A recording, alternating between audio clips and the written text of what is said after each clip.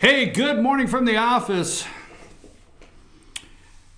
I'm your host, BKP. We are North Georgia's only live online morning show.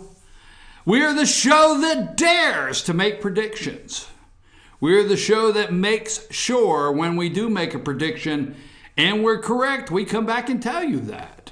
That's who we are. We are that show. Good morning. I'm your host, BKP.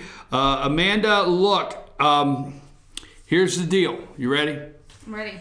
You guys did an outstanding job, especially yourself. Now, Sam and Luther. Luther sat across the room yesterday in our debate and was the timekeeper. And I told Luther within the hour and a half, I better not even hear him breathe across the room. Outstanding job. He did not. I didn't hear him once. Anyhow, you and Sam, Luther, the whole entire staff, you did a great job producing the debate, especially you. I went back yesterday and watched it. The audio, the adjustments that you did, the way the cameras were focused on the candidates. Great job, okay? Thank you. I wanted to tell the whole entire world that now that I know you could do it, please do it 2 days in a row and do not screw up. You got it? I got it. You have no excuses. Okay. Now that Amanda's been put on notice not to screw up today, You're actually using nicer words than you did yesterday. What? You're using nicer words than you did yesterday. We won't go into those words. Yesterday morning, when you came into the office, I said, good morning, try not to screw up today. You said, yeah. We'll go with that. We'll go with that. You understand? Anyhow, I just wanted to say that staff did a great job yesterday between producing our Mickey Cummings and Matt Gertler debate in the 8th Georgia House seat, 8th District. We'll talk about that a little later. There was one question that Gertler answered all the questions. He just did. But if you're out there, stay with me today, because later today I'm going to tell you the one question he really did not answer I was looking for. Okay? And not whether his no vote is right or wrong. That'll be up to you, the voters. But we're going to talk about it a little later. It's Georgia politics at its finest. I want to hear what you think. 706-889-9700. 706-889-9700. That is our phone number, and that's also our 24-hour, 7-day-a-week hotline there for news. If you see news in the North Georgia area, you can get in touch with us there. And also chief@fetchyournews.com. That's our email address. Today is Wednesday. I'm just double checking where I'm at in the work week. And you can follow us on Twitter @FetchYourNews, @FYNTV. And please subscribe to our YouTube channel. FYNTV, Fetch Your News YouTube channel. If you subscribe anytime we're doing a live broadcast, you will get a notification. Find us on Facebook. We will be doing some Facebook Live. If you find our page, Fetch Your News, or FYNTV has a Facebook page, both of them, we do Facebook Live, and you'll get a notification on that when we're doing little interviews throughout the area. Now, I do have a little announcement for my segment. I'm gonna Sam and Blair, they don't like to come behind the camera, but I do encourage everyone to call in or text for my segment today, so pay attention. What is your segment? It's a surprise. And Sam's involved? Sam, Blair, and you. And whoever's in the office. So Sam, Blair, We're going to make it a family ordeal. Okay, there's something to look forward to, folks. Okay, moving right along. I got to pull something up here because I was told last night I got to announce this great news in a minute. All right, folks, first of all, let's go through some very quick things, okay? Number one, the negative news networks, which would be CNN. Let's get this off the shelf immediately because we're going to get into Georgia governor's race. I'm going to step right into this Georgia governor's race, Republican primary side of it in just a minute. But let's get off the shelf here with the MSNBC, CNN, the negative news networks, okay? They are gushing over the possibility that North Korea is announcing that they may pull out of the meeting, okay? Oh, they're gushing over it. I mean, their hate for this country, their hate for this president, their hate for you and I. If you are just going down the road today and you're not a big Donald Trump supporter, okay, you voted for him, you're not a big supporter, there's some things he does that you're not crazy about, but you're headed to work, you're making a good living, the family's happy, you're able to buy those athletic shoes that your kid needs to play the next sport, and the world's not that bad to you, you know, and you're not the biggest supporter. You're even tired of every once in a while, you even think, could they not just like our country for a day? I mean, shouldn't we have, and I know what they're going to say, you know, when Donald Trump said he was going to have a military parade, they freaked out. Oh, they do that in China. They do that in North Korea. They do that in Russia, have military parades. Okay, whatever. I know what some people may think, but can we not just have a called I Love America Day? Now, they're going to tell you, yes, that's the 4th of July. They don't even love America on the 4th of July. Can we not just have a day that says, hey, today we love America? Everything about the news is going to be positive. That MSNBC would say, we hope that Kim Jong-un will go to the table in these meetings. But no. They are definitely working as hard as they can to destroy our foreign policy and negotiations if you watch their news. Really quick, Hamas is a terrorist organization, period, in the Gaza Strip. Hamas attacks the Israeli border. If you want to live, do not attack the Israeli border. By the way, those are not rubber bullets. Their border guards actually will shoot you and kill you if you try to attack their border. So that is slowing down, okay? It's slowing down as we speak. The Gaza Strip, they're actually thinking, we better go for plan B and talk to these people. Watch what happens with that deal. I know what people are upset over that. Now, Meghan McCain put her picture up. Meghan McCain is still looking for her daddy's, an apology for her daddy, okay?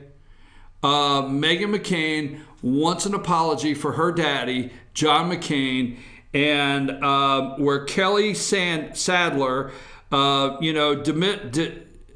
dismissing John McCain by saying he's dying anyway, okay?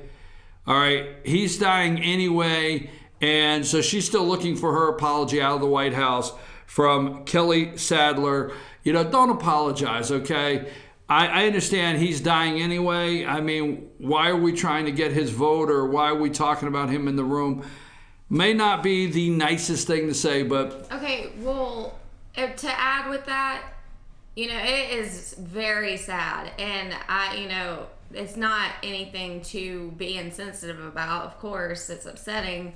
But the fact that he has brain cancer and we're looking for his vote, it's just not a good idea at all. Do you have a 9:30 segment? I do. I'll butt out. I'm okay to add to that. I'll go back to the 13th floor. Who told you we wanted you to add to that? So Meghan McCain's still looking for her daddy. The View is my thing. I like to bash the View. So I'll go back to the 13th floor. Yeah, please see your way out right now. Meghan McCain looking for her an apology for her daddy, and that's not going to happen. Now, North Korea needs to. If you did not think for 1 minute that Rocket Man, and this is joking. I'm going to say this jokingly, but you know, what if yesterday we have some pictures of North Korea because we're going to have some fun. Look at Kim's plane one, right? And so the first plane he was trying to use to go to Singapore broke down, okay? So they called in the second fleet. They put a second fleet of planes together for him to, travel to South Korea to a summit. And there's the second fleet of planes over there in North Korea, and it broke down. Okay, but realistically, let's go to Kim's plane number 3. All right. Now, folks, this is a guy, and I say this in a joking manner, but it's possible. The plane has it's possible the plane has some maintenance problems. It's possible anything's going on, so Kim Jong-un yells, "Hey, just tell them we're not coming. We're mad." All right? This is no joke. We're talking about a regime that Kim Jong-un's flying around in his own airplane, okay? This is the plane that he has, okay? This plane is built. It was built by the Russians, and they've been building it in the 60s, okay? They've been building this plane since the 60s, and here is a picture, and I think it's him and his wife. I don't know if we have that one, getting off the North Korean jet there that he flies around in. It cannot even make it to Singapore without refueling, all right? So seriously, this guy's trying to figure out how to catch a ride to Singapore, hoping that his fleet, his last plane, a handful of planes that he does have, can make the trip. So don't let the negative news networks, all right, tell you about all day today how Kim Jong-un, all right, Mike Pompeo, the State Department, all right, they said they've not gotten any official notification from anybody in the North Korean delegation, all right, on any changes. They're moving forward on their plans for the meeting. I know, and you know, that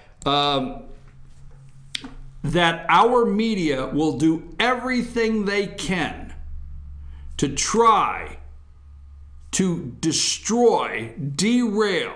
They will run so much negative stuff as they can. The media does not want this to happen. It doesn't matter how many times Joe Scarborough says he's an American patriot, or how many times Mika Brzezinski cannot blink. It does not matter, okay? They have such a disdain for this president that they want this media, this to stop. They do not want this meeting. I can go on and on and on. The media will do everything to try to derail this meeting if possible. So that being said, I want to move right ahead there. Now, if you're paying attention to, let me give one more national note here before we go. Put up Lou and Bob, okay? Lou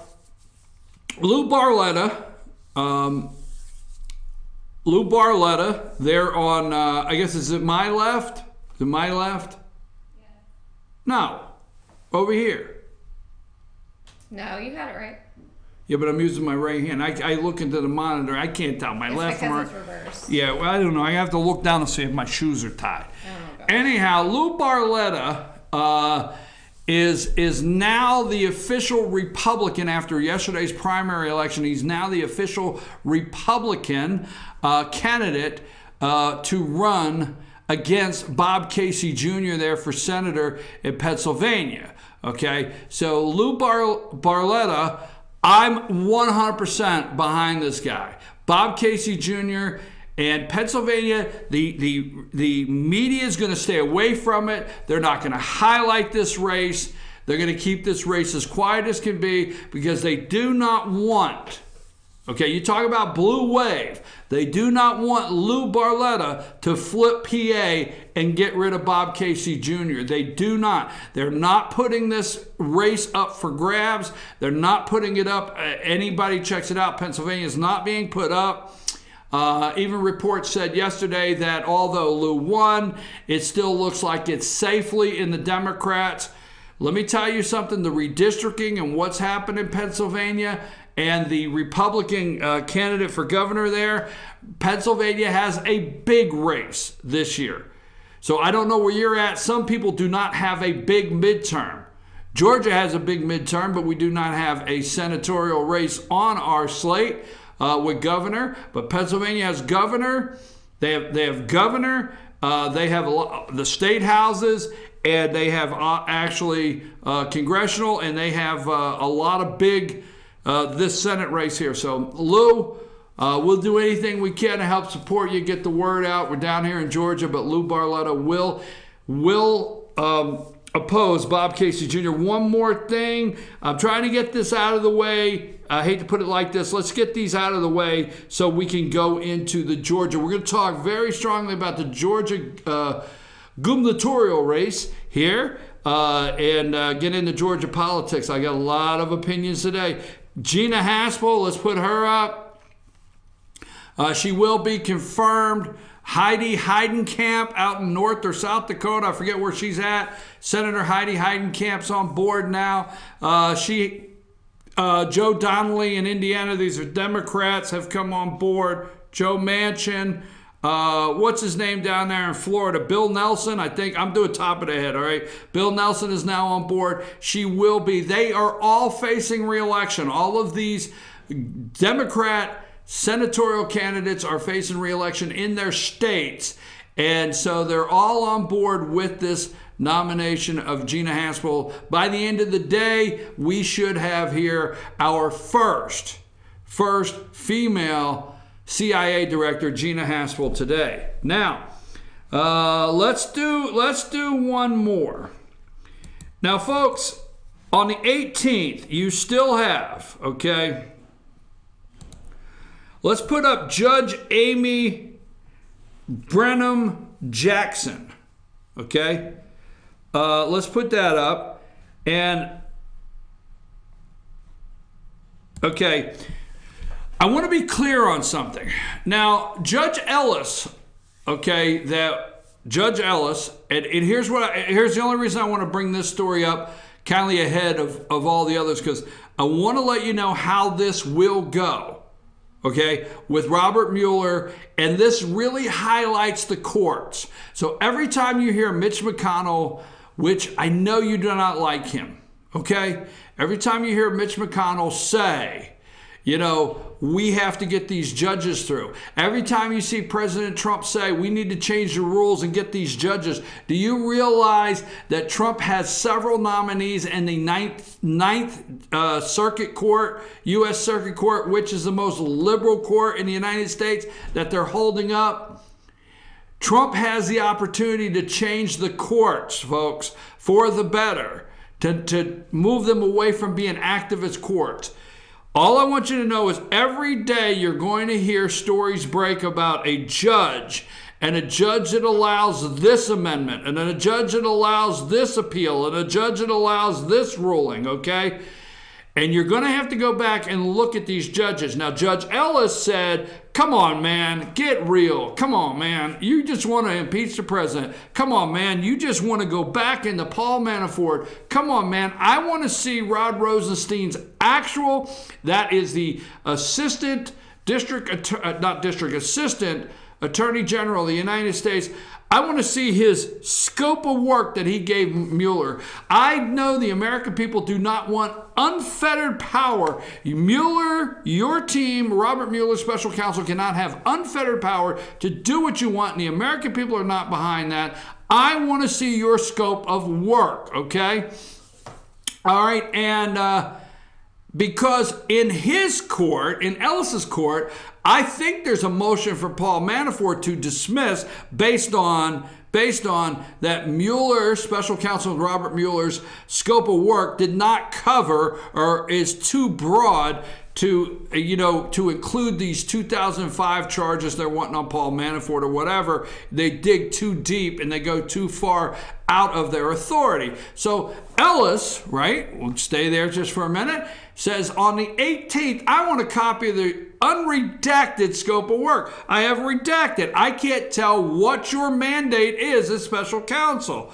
So supposedly on the 18th, he's going to get a copy, maybe rule. Now, what they're breaking news on today is judge rejects Manafort's motion to dismiss Russian probe probe charges. Well, wait a minute. A federal judge on Tuesday rejected former Trump campaign chairman Manafort's request to toss out 5 criminal charges against him in special counsel Robert Mueller's investigation. The U.S. court, Judge Amy Berman Jackson, ruled in Washington, D.C. that Mueller had the right to bring the charges against Manafort, shutting down the argument by Manafort's attorney that he had nothing to do with the Russian investigation.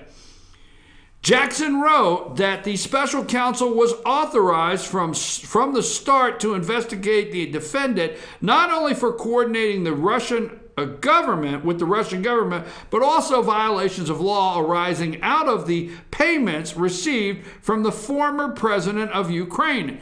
The judge maintained that it was appropriate for investigators to look at Manafort's lobbying history while probing possibly coordination between Trump campaign associates, Russia's Manafort's indictment squarely in authority granted to Mueller by the Justice Department. Now we have a judge that says that Mueller was granted the authority, but she has not read the actual mandate from Rod Rosenstein, the Assistant Attorney General of the United States, to Mueller's special counsel. She blasts, it says Mueller has all the right to tie this together. Now, what is the difference in these two judges on this bench? Ellis, appointed by Ronald Reagan. This is the one that says, come on, man, you're just trying to get enough material on him to tie him close enough to the president, make a big deal, make a case, and impeach him. He was appointed by President Ronald Reagan. Okay? Now, Amy Berman Jackson, okay? We don't need to know she was born July 22nd, 1954, but I'll tell you anyway. All right? She is the United States District Judge for the United States District Court of the District of Columbia. All right? Let's see. Appointed March 18th, 2011. She was appointed to the bench here by Barack Obama. That's who appointed her, Barack Obama. I'm telling you right now, this is how every bit of this will go. It's the judge that watch and see. So every day when you hear how important it is from your governors to your president of the United States, saying how important it is to appoint judges that are not active as judges and clean out these courts on what has happened all the way back from Lyndon B. Johnson. Is his middle name Lyndon Baines Johnson? Look that up. See if I did that from memory. If I did, I'm just that good. Lyndon Baines Johnson, okay? All the way back from there, all the way through these liberal hacks. Lyndon Baines Johnson. Did I get it right? You got it right. Thank you. I figured I did. Anyhow, you're going to see which judge was appointed by who. This judge that is breaking news that Manafort is to face trial, Barack Obama. Okay, that was the other one I wanted to. I don't know, was that worth my time? I mean, that's one time I wouldn't mind hearing from you. Well, the hell with you then. I mean, you jump in on the mic when you want to, and then you guess I say something, and crickets. I know. Damn it, was that worth my time? It was. It was very good. Thank you. I was waiting for that. All right, look. All right. I'm going to take a break, and we're going to come back, and it's Georgia governor's race, and we're going to talk about new polling. So stay with me on the other side of this break. Don't worry. Kim Jong-un's just looking for a special wrench to get a part. You know how hard it is to get parts for the 1960 planes?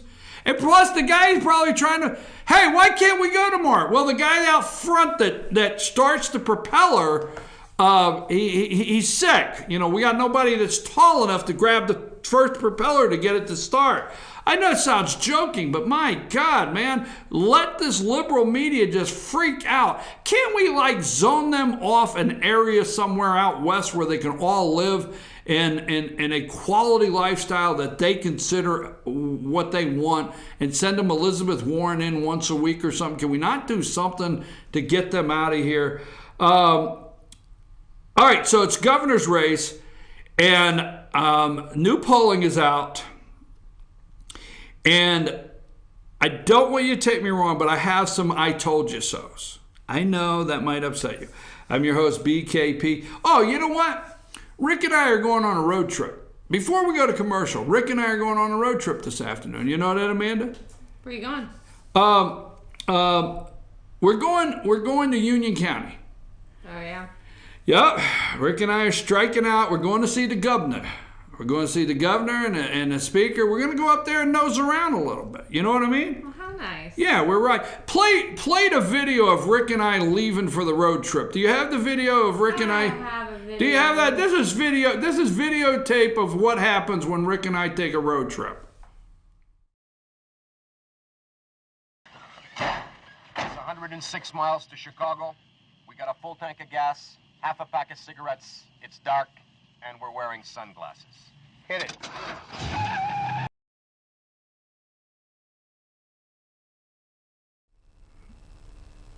That's what it's like when Rick and I hit the road and take a road trip. So Rick and I are going on the road this afternoon. We have a work day in front of us. I'm your host, BKP. Stay with us. Governor of Georgia, who will it be? And what do these new polls show? And what have we been telling you all along? Right after these messages. Take us a break.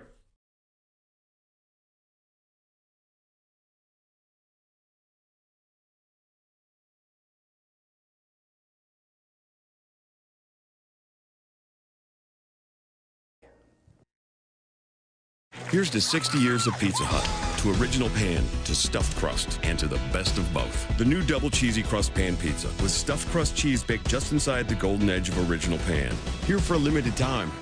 No one out-pizzas the Hut.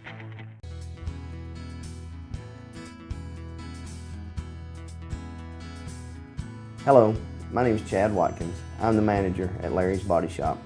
We are a family-owned and operated business and have been serving the North Georgia area since 1978. We are located at 1216 Progress Road in Ellijay, Georgia. Our shop specializes in collision repair, and we work with all major insurance companies. Larry's Body Shop is ICAR Gold, the highest role of training recognized by the collision repair industry. It is estimated that only 10% of collision shops meet these standards. Our shop consists of state-of-the-art equipment such as laser measurement system, down-drive spray booth, spot and MIG welding equipment. All of our paints are mixed on site so that we can guarantee your paint to match every time. I know that having an accident can be a stressful event. We take pride in making sure our customers are satisfied with the repair of their vehicles. Our waiting area is clean and comfortable with free Wi-Fi and refreshing beverages. So if you're in an accident, stop by and see us at Larry's Body Shop. North Georgia Diamond is your source for diamonds. Come on in to view the area's largest selection of fine jewelry at North Georgia Diamond. All repairs and designs are done on site by our jewelers. And North Georgia Diamond has the lowest prices on loose diamonds. You can also sell your gold, silver, and coins at North Georgia Diamond between Walmart and Lowe's in East Ellijay. Locally owned by Bill and Allison Craig, North Georgia Diamond is your source for diamonds in North Georgia.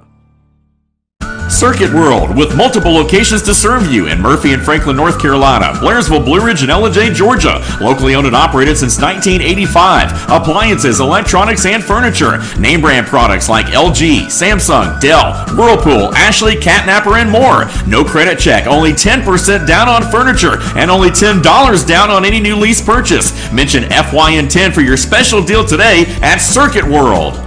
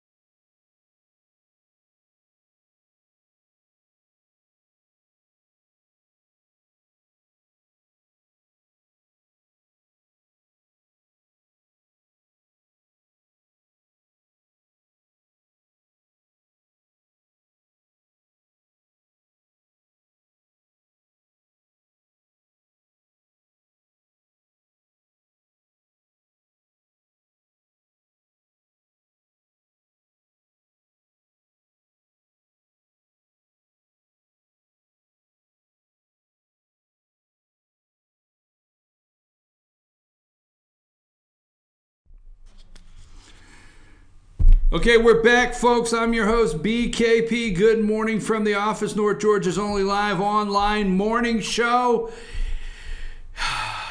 Let's see. First of all, let me make sure I get everything correct, Amanda. UNG is growing in Blue Ridge. Did you get the memo? Did you get the memo? Anybody get the memo? Did you get the memo, Amanda? I got the memo a couple weeks ago. Okay. UNG is growing in Blue Ridge. Funds have been allocated in the state budget for a new standalone campus in Blue Ridge to serve the students in this area.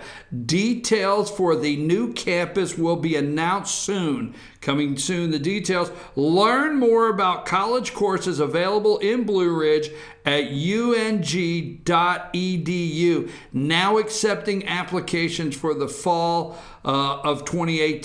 So if you're in North Georgia, you want to do dual enrollment or you want to start your core classes, North Georgia, UNG North Georgia is a great place to start. So look them up on ung.edu, and they're accepting applications for their fall 2018 program. So, all right, now, Amanda, let's put this up first, okay? Now, don't be too obvious, but if every once in a while you acknowledge I was correct, it will go great on your when I do a personnel review, okay? Oh my gosh, okay. It's very important if you acknowledge, but only acknowledge, here are the rules, only acknowledge that I'm correct if I'm really correct.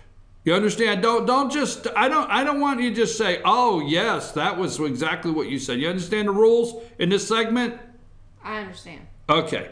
First of all, did I tell you Monday, or this audience, that Mike Williams would have to throw a Hail Mary pass?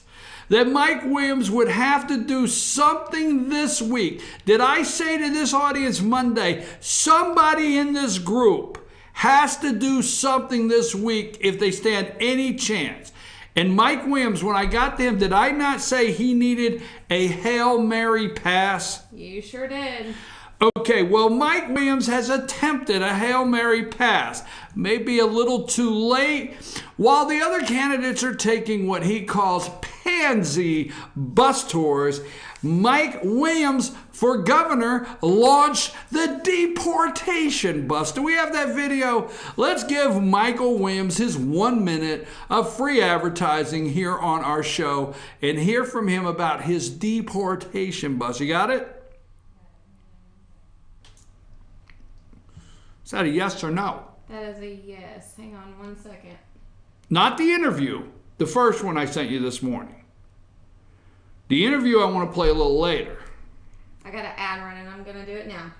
All right. 11alive.com/11alive and well. If you've paid any attention at all to the Republican race for governor, you have seen that immigration is one of Georgia's top issues. And 3 of the candidates are doing their very best to embrace a very hardline position mirroring President Trump. 11 Alive's Doug Richards looks at why they are doing what they're doing. And they are really excited about this. Michael Williams' campaign for governor isn't budgeted for TV advertising in Atlanta, but he can afford a 30-year-old bus with a fresh custom paint job. It's probably one of the top 2 or 3 issues that we get questions about as we travel the state is what are we going to do about illegal immigration? Williams says he doesn't actually expect to load any deportees into what he calls his... Hi, I'm Michael Williams, and boy, do we have some exciting news to you. We have our bus tour ready to go, but it's not going to be one of those pansy political bus tours. We've got the deportation bus. That's right, you heard me, the Michael Williams deportation bus. If you want to find out where we're coming, go to deportationbus.com. We're going to implement my 287G deportation plan that's going to fill this bus with illegals to send them back to where they came from. We're not just going to track them and watch them roam around our state. We're going to put them on this bus and send them home. Go to deportationbus.com and find out where we're going to be. See you there.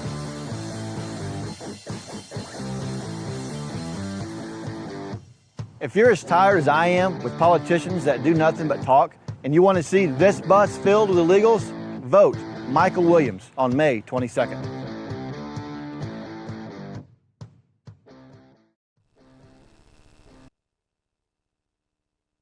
Is Hail Mary pass, Michael Williams.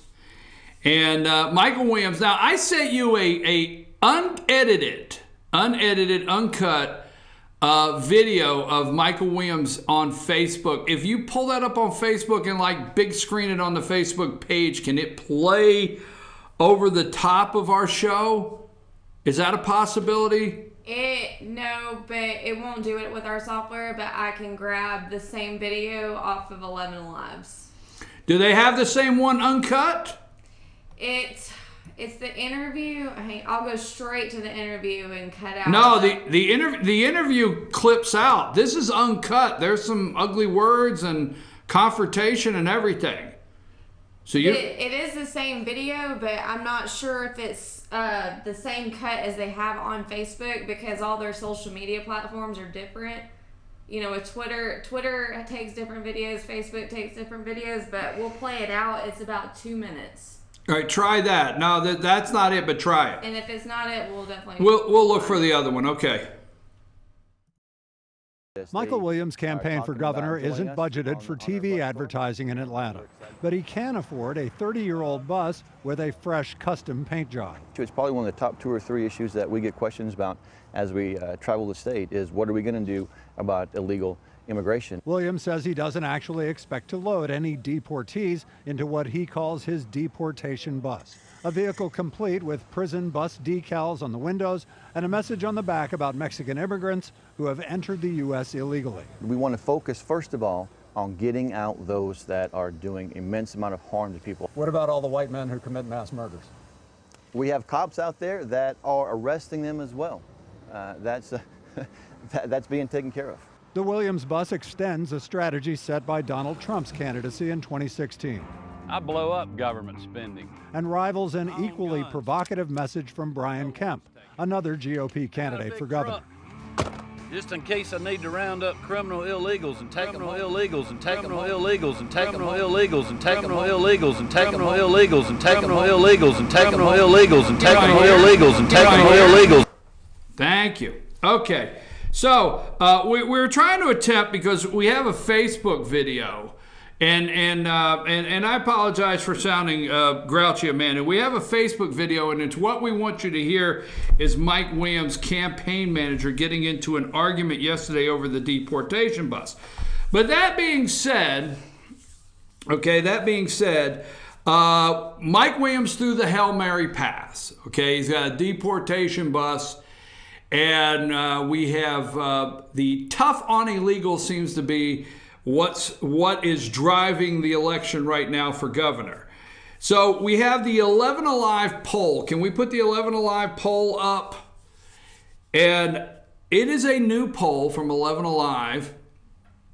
And in this polling data, this is where, Amanda, I told you, I said this Monday. Can I get the 11 Alive poll? Okay, there you go. There's the 11 Alive poll. In the Republican primary for Georgia governor, how do you vote? Okay, and this poll was taken just this week, yesterday. Exactly what I told you, folks. Exactly what I told you. Casey Cagle comes in number at 35% in this polling data. Now, I'm not saying I totally trust the polling data, but what did I tell you this week, Monday? I've said it several times. I said Monday, Cagle may have moved backwards. I could get the clip from Monday. I used 35% on Monday. I said that. I said Cagle has not moved the numbers here.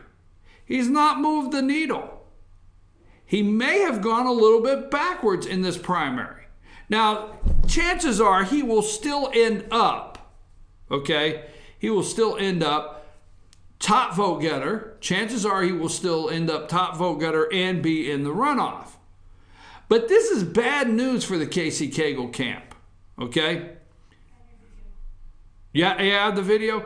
I'd like to do this first, okay, before we go to this. Michael Williams is it Doug Richard or Dave? I forget. You'll see. From 11 Alive went out to interview him. And listen closely as Michael Williams' campaign manager gets into an argument, because what happens is the media saying, well, what if you drive this deportation bus through through a town and you scare people that they think it's real? And so watch this video here, and we'll come back to the polling numbers in just a second.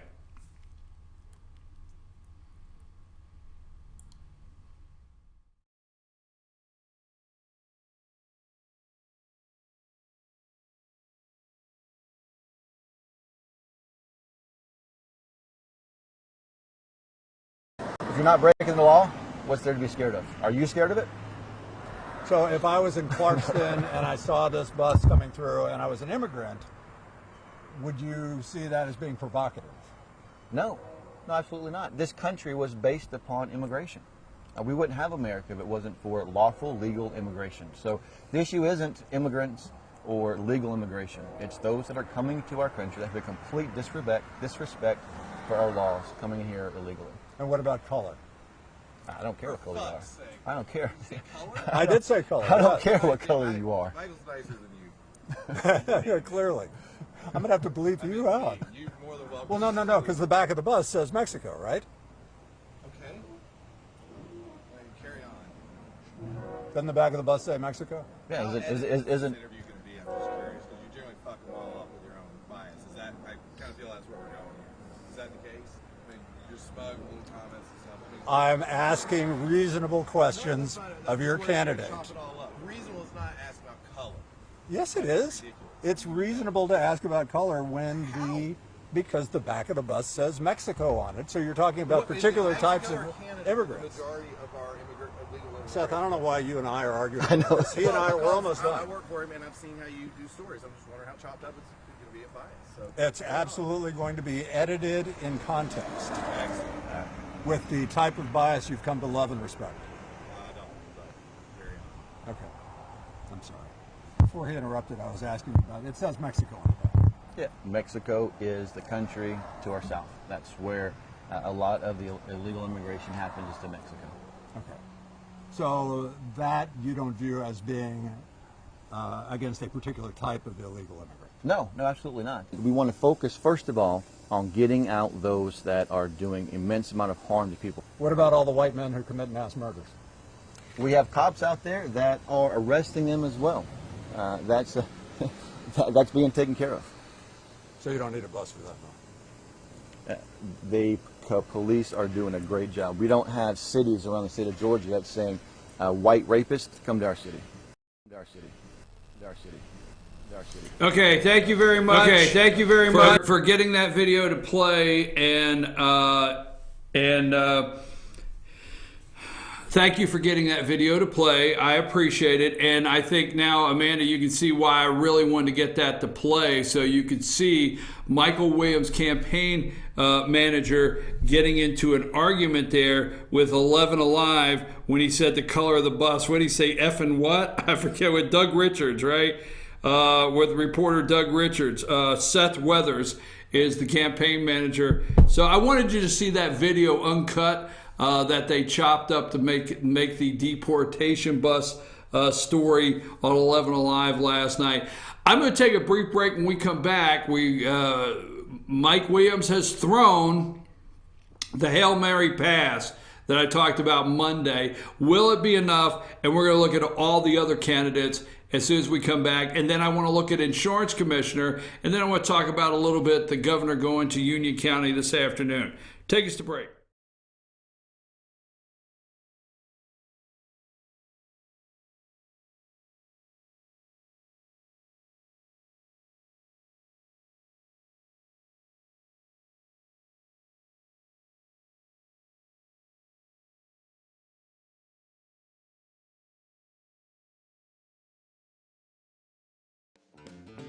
Ace is your helpful place for paint and home goods, tools, outdoor living, and lawn equipment. But did you know Ace Hardware of Blue Ridge is a little bit more? We have hunting rifles and accessories for your next hunting trip. We have Amish furniture imported directly from Ohio. And we have Ace Custom Woodworks for all your custom wood project needs, from cabinets to artwork. Ace Hardware of Blue Ridge. We have your new house in stock. The Tupelo Tea mission is to provide over 80 premium tea blends for tea lovers who are looking for ways to explore new flavors and blends. Come visit Tupelo Tea, located in beautiful downtown Blue Ridge at Sycamore Crossing. Be sure to sample our various varieties of honey and tea. Visit us on the web at tupelotea.com or call us at 706-946-TEAS. That's T-E-A-S. Tupelo Tea, located in beautiful downtown Blue Ridge.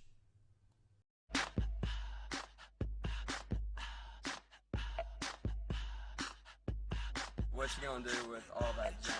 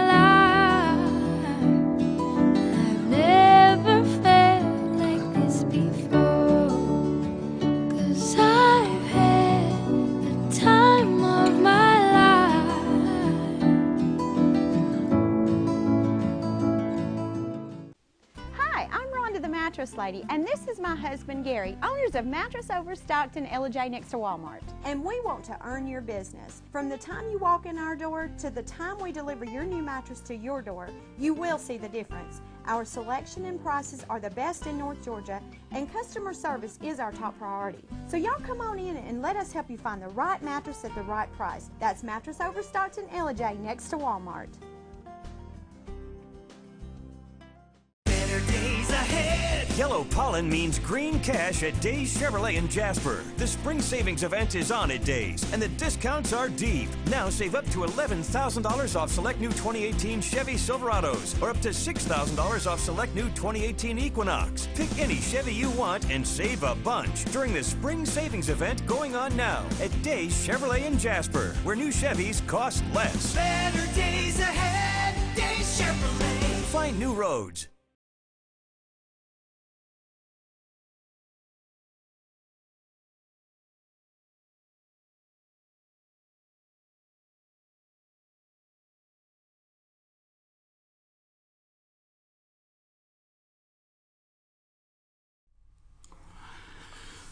Folks, we're back. I'm your host, BKP. Good morning from the office. North Georgia's only live online morning show. Now, let me just tell you the makeup so you can tell your friends, family, countrymen that we are going to go right into Union County and talk about Union County, Towns County, Rabun County, and White County. We're going to talk about the 8th District race. We're going to talk about some things that are going on in Union County with the East Blast. The East Blast. We're going to talk about that. So you're going to want to tune into that. We're going to talk about the insurance commissioner's race. But let's go back to the governor's race. First of all, I said last week, which I was correct, and just say it like that.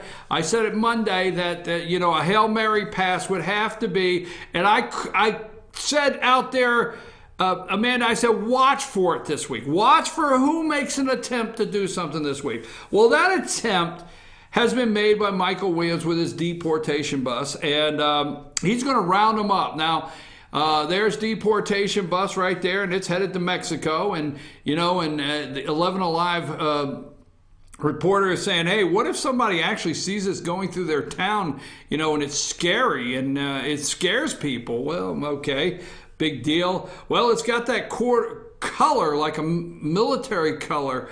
All right. And then there's deportation bus number 2 there. He's got that. You got that one there. Headed to Mexico. Now, we found out who is actually riding on the deportation bus that's going to help Michael Williams round up the illegals on the deportation bus. And who would that be? None other than Dog the Bounty Hunter. So Mike Williams is going to call in Dog the Bounty Hunter.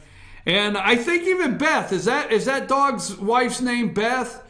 It's going to be a family thing. I mean, they're on the deportation bus. The dog and Beth are going to be executing those deportation warrants, and they're going to round that bus up and take them to Mexico. Okay, here is my joke of the day. I won't put the candidate name to it. I did put the candidate name to it yesterday, but I won't today. So, you have Brian Kemp, right? Secretary of State Brian Kemp. He's got an F-250, right? And he's got an F-250, and he's gonna load them up himself, take them to the border. Yep, I said that. That's what I said. Yep, that's what I said. So Brian Kemp's gonna round them up in his F-250, take them to the border. Okay. Then Casey Cagle, there's his F-250. Brian Kemp, F-250, gonna round them up. Casey Cagle gonna send down the troops. He's gonna call up the troops, the National Guard. And he's going to send them to the border. He's going to send them right to the border. He's calling in the troops. And your next candidate, Michael Williams, is going to take the deportation bus. He's going to round them up in the deportation bus. Now, my joke yesterday is I wouldn't get shocked between now and Tuesday if one of these candidates does not come out with a commercial and they're chasing, let's just say, a Mexican fella, let's just say that appears to be illegal. They're chasing him through the alleyway, okay? And they jump a fence, and as soon as they jump the fence, the Mexican illegal loses his balance, and the candidate lands and knees him in the back and grabs his cuffs and arrests him himself and says, "Bring the truck, I got another one." Just saying. It's out there. Woo! That's all I'm saying. You know what I mean, Amanda? Are you with me? This is going kind of hairy. Well, the deportation bus, I think, is this the. Is a lot. There's a lot of deportation up in here. Did I tell you this week? Watch for the Hail Mary pass. It's good. It's getting a little out of control. All right, now let's go to the polling. Let's go back to the polling that I said. I said this, okay? Now, the 11 Alive poll, which there's supposed to be an Insider Advantage poll, come out also. Find that poll and put that up. In the Republican primary, who would you vote for? 35% Casey Cagle. Now, I told you this, right? I said 35 on Monday. I said Cagle may be around 35. He's entered the race at 40. He stayed at 40, supposedly. I said he may be at 35. He may have lost ground. I said it right here on the show. This is showing Cagle lost ground. This has to be a troubling poll for the Casey Cagle campaign. This has to be a major concern because you and I both know when you add 17, 10, 8, 3, and 27. Now, Cagle does not like that 35 number, and he does not like this close to election, 27% a week out still saying they're undecided. Now, what else did I tell you? Brian Kemp put his picture up. He is showing 17%. And then go back to the poll. Brian Kemp, 17%. What did I tell you 3 weeks ago, Amanda? Did I not say that Hunter Hill had hit the wall? I told you Hunter Hill had hit the wall. I told you if they were even 2 weeks ago, I had made mention how many times on this show in the last 5 or 6 days that Kemp had pulled away, correct? We've said it. You did. Said it. Kemp had pulled away. Kemp is showing 17%. All right?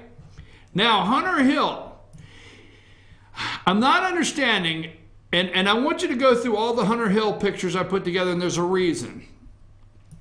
I'm not understanding what happened in the Hunter Hill campaign in the last 30 days. Because I'm not going to say it doesn't take money, but somebody called me yesterday and they said, hey, by the way, did anybody tell you Hunter Hill's an Army Ranger? Okay?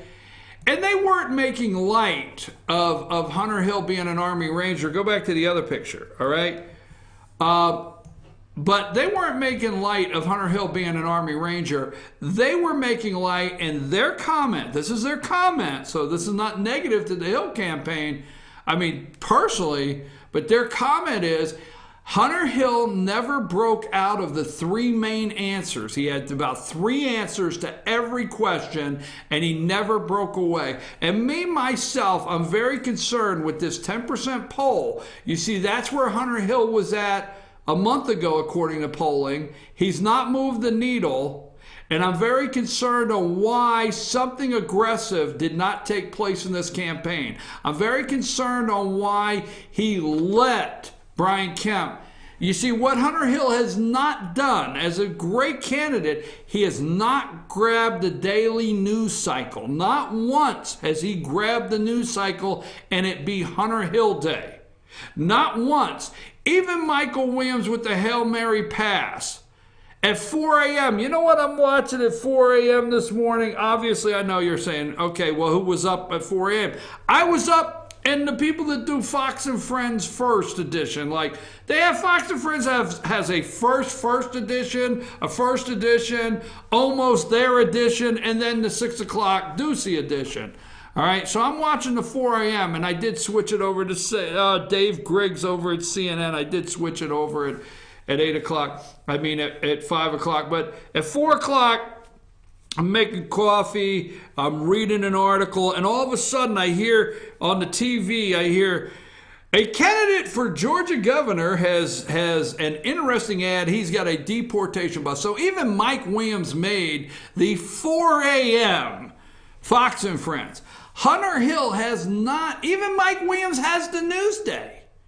Good, bad, or ugly. He's got the Newsday. Now it's a little too late to do anything right now with his campaign, but he's getting the Newsday. Mike Williams is praying that 27% of undecided all like him. Anyhow, that being said, he gets the Newsday. Hunter Hill has not.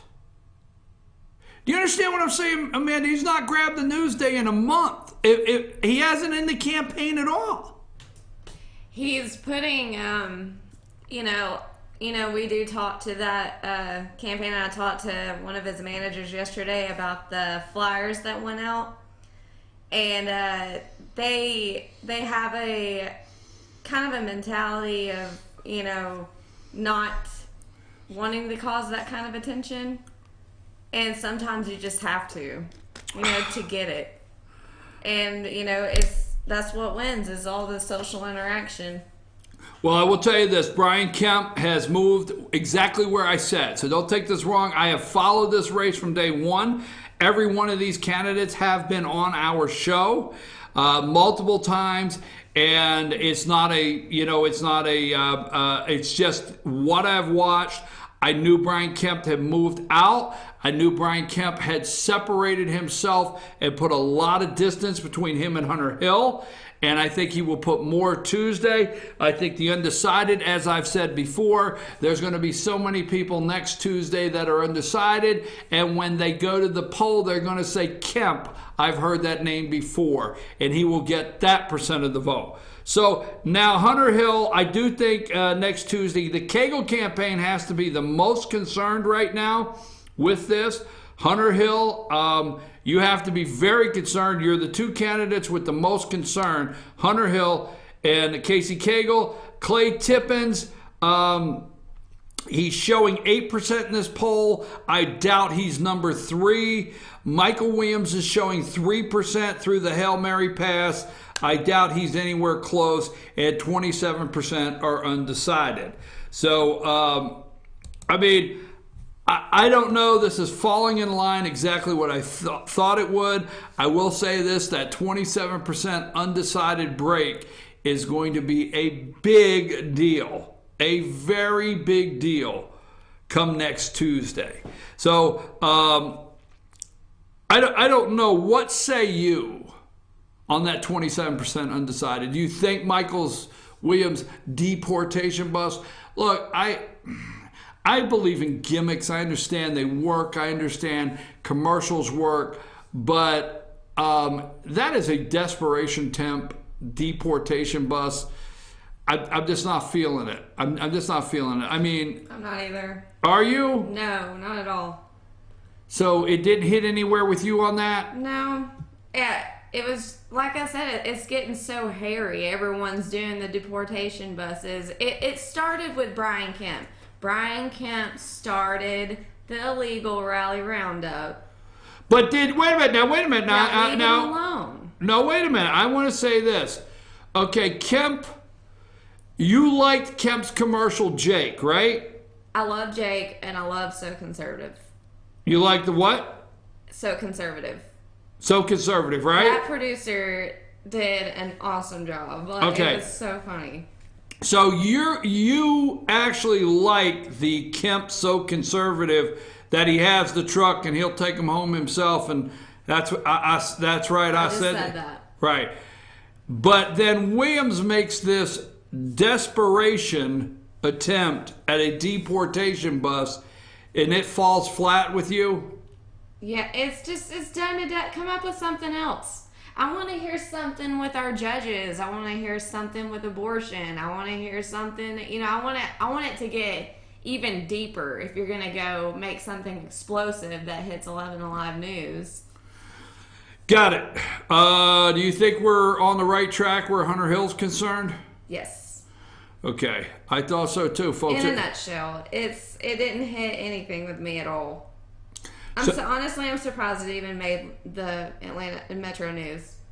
Okay, so we're looking at next Tuesday right now. Casey Cagle and Brian Kemp is what we think here. That's what I think. But the two candidates most concerned today is Casey Cagle and Hunter Hill. And Casey Cagle for a whole new reason, because he thought he was at 40 all along, or maybe the campaign, or it's what he's been told. I'm not discrediting Hunter Hill either. There is a big chance. 27% is undecided, so I'm not taking him out of the mix. Right. So we'll see, as our president likes to say. All right, let me put that up for one more reason since you said that, because I'm going to go with one more thing, okay? Let's just say the scenario before I go to break. Casey Cagle gets 31%. 30%. I don't know that Casey Cagle gets over 30%, okay? And I think Kemp gets higher than 17. Let's say Cagle gets 30 next Tuesday, just to have fun with this, okay? And Kemp comes in at 23. All right? And then everybody else, falls down the list, all right? So hang on. Joanne just texted us that the deportation bus got him TV coverage, even nationally, that he couldn't afford. Good move on his part. So that's Joanne's opinion. What did Joanne say? For Michael Williams, she said the deportation bus got him TV coverage, even nationally, that he couldn't afford. Good move on his part. Joanne, you and I are going to have to agree to disagree on that. I'm not going to say anything ugly right now, but good move on his part. If you sit in a Michael Williams presentation and you don't walk away and scratch your head on what Grandma used to call spinning yarns, I'm sorry. I'm sorry. Michael Williams spins some yarns, and sorry. Anyhow, so he did. He got good. I'm going to go with Joanne on that. He got some free coverage. I already said that, right? He got the Newsday. Yeah, he did. He got the Newsday. I said it. But they completely gutted it when, for me, when I saw the his and his management's reactions with the whole biased Mexican thing, it killed it though. For me, that's just it looks desperate now, and it looks like he's hanging off of all the Casey and Brian Kemp's commercial. I mean, Brian Kemp started it. Okay, he started it. So, you know, he's got the lead with the whole deportation thing. Okay, one last prediction. Casey Cagle comes in around 30. Kemp comes in around 25 maybe next Tuesday. And then the bottom splits up however. Here's the thing that I want to say that may be a prediction. Hunter Hill has run campaign ads saying they will never get out of the swamp. And his campaign ads that he ran against right there behind him supposedly is Brian Kemp and Casey Cagle. So Hunter Hill has run ads against his opponents. Clay Tippins is arrogant, condescending, and has run ads against opponents. Michael Williams has gone after all of the top vote getters. He's gone after every single one. So how, if any of them win and get into the runoff, how do they approach the other candidates and ask for the support that they will need in the runoff? Here's what I will say. This is not an endorsement, damn it, so don't get all worked up. Here's what I will say. Brian Kemp has run a campaign that his ads don't focus on his opponents. Now, he has been forceful right here on this show about Casey Cagle, but his ads really don't target his opponents. And he's run some clever ads that put him where he needed to be, but not clever ads that knock down his opponents to the point where if Brian Kemp wins second place next Tuesday, he is in a better position, my opinion, to go to the other candidates and say, please support me. We have a common goal to beat Casey Cagle. That's my opinion. We're going to take a break. We're going to come right back. I will talk about the insurance commissioner. It's very important because what are you reading out there? Obamacare premiums are back in the headlines. And insurance commissioner, there's 3 candidates. It's an office down ballot that we usually don't talk about. And then I want to talk about the fundraiser being held in Blairsville this afternoon. We're going for the barbecue. I may need to borrow Mike Williams' deportation bus because I just got a text says, I'm going to the barbecue. And by time, I don't know how many Rick can drive. I mean, it's supposed to be, you know, we're supposed to be just going hanging out. Now all of a sudden I'm going to have to rent a bus to go to this barbecue. Are you going to the barbecue? No, I have to work. Oh, I have to work. So do I, right after these messages. And I'm going to tell you what I think about that race up there in Union County. Takes a break.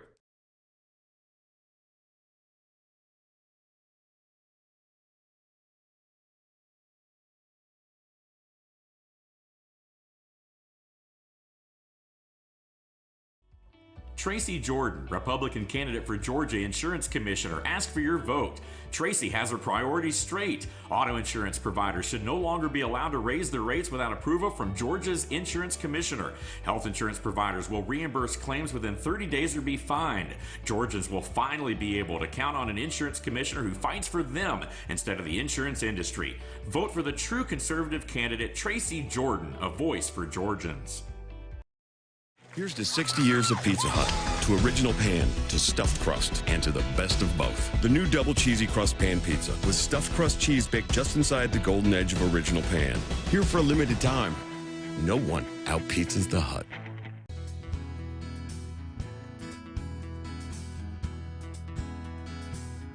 Hello, my name is Chad Watkins. I'm the manager at Larry's Body Shop. We are a family-owned and operated business and have been serving the North Georgia area since 1978. We are located at 1216 Progress Road in LOJ, Georgia. Our shop specializes in collision repair and we work with all major insurance companies. Larry's Body Shop is ICAR Gold, the highest role of training recognized by the collision repair industry. It is estimated that only 10% of collision shops meet these standards. Our shop consists of state-of-the-art equipment such as laser measurement system, down-drive spray booth, spot and MIG welding equipment. All of our paints are mixed on-site so that we can guarantee your paint to match every time. I know that having an accident can be a stressful event. We take pride in making sure our customers are satisfied with the repair of their vehicles. Our waiting area is clean and comfortable with free Wi-Fi and refreshing beverages. So if you're in an accident, stop by and see us at Larry's Body Shop. North Georgia Diamond is your source for diamonds. Come on in to view the area's largest selection of fine jewelry at North Georgia Diamond. All repairs and designs are done on site by our jewelers. And North Georgia Diamond has the lowest prices on loose diamonds. You can also sell your gold, silver, and coins at North Georgia Diamond between Walmart and Lowe's in East Ellijay. Locally owned by Bill and Allison Craig, North Georgia Diamond is your source for diamonds in North Georgia. Circuit World, with multiple locations to serve you in Murphy and Franklin, North Carolina, Blairsville, Blue Ridge, and Ellijay, Georgia. Locally owned and operated since 1985. Appliances, electronics, and furniture. Name brand products like LG, Samsung, Dell, Whirlpool, Ashley, Catnapper, and more. No credit check, only 10% down on furniture, and only $10 down on any new lease purchase. Mention FYN10 for your special deal today at Circuit World.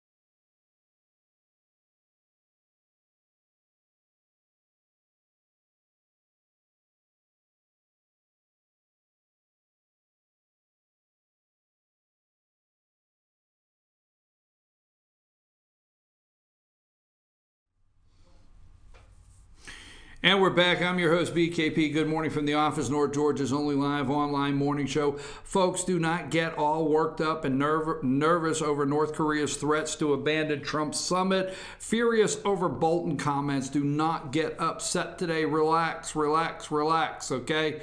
The Kim Jong-un has to do something over there. There was a time when he was able to give out major perks and bonuses to his top tier of people, and he can't do it anymore.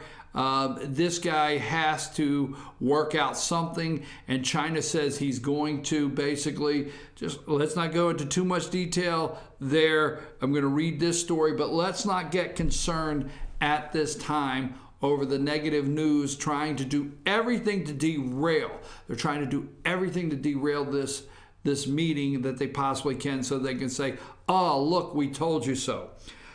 Okay, now, before 9:30, because Amanda has something at 9:30, today there's a fundraiser. And here's the thing about the fundraiser. Put that up. A leader that works, join local leaders. The fundraiser there. I have the one that says fundraiser.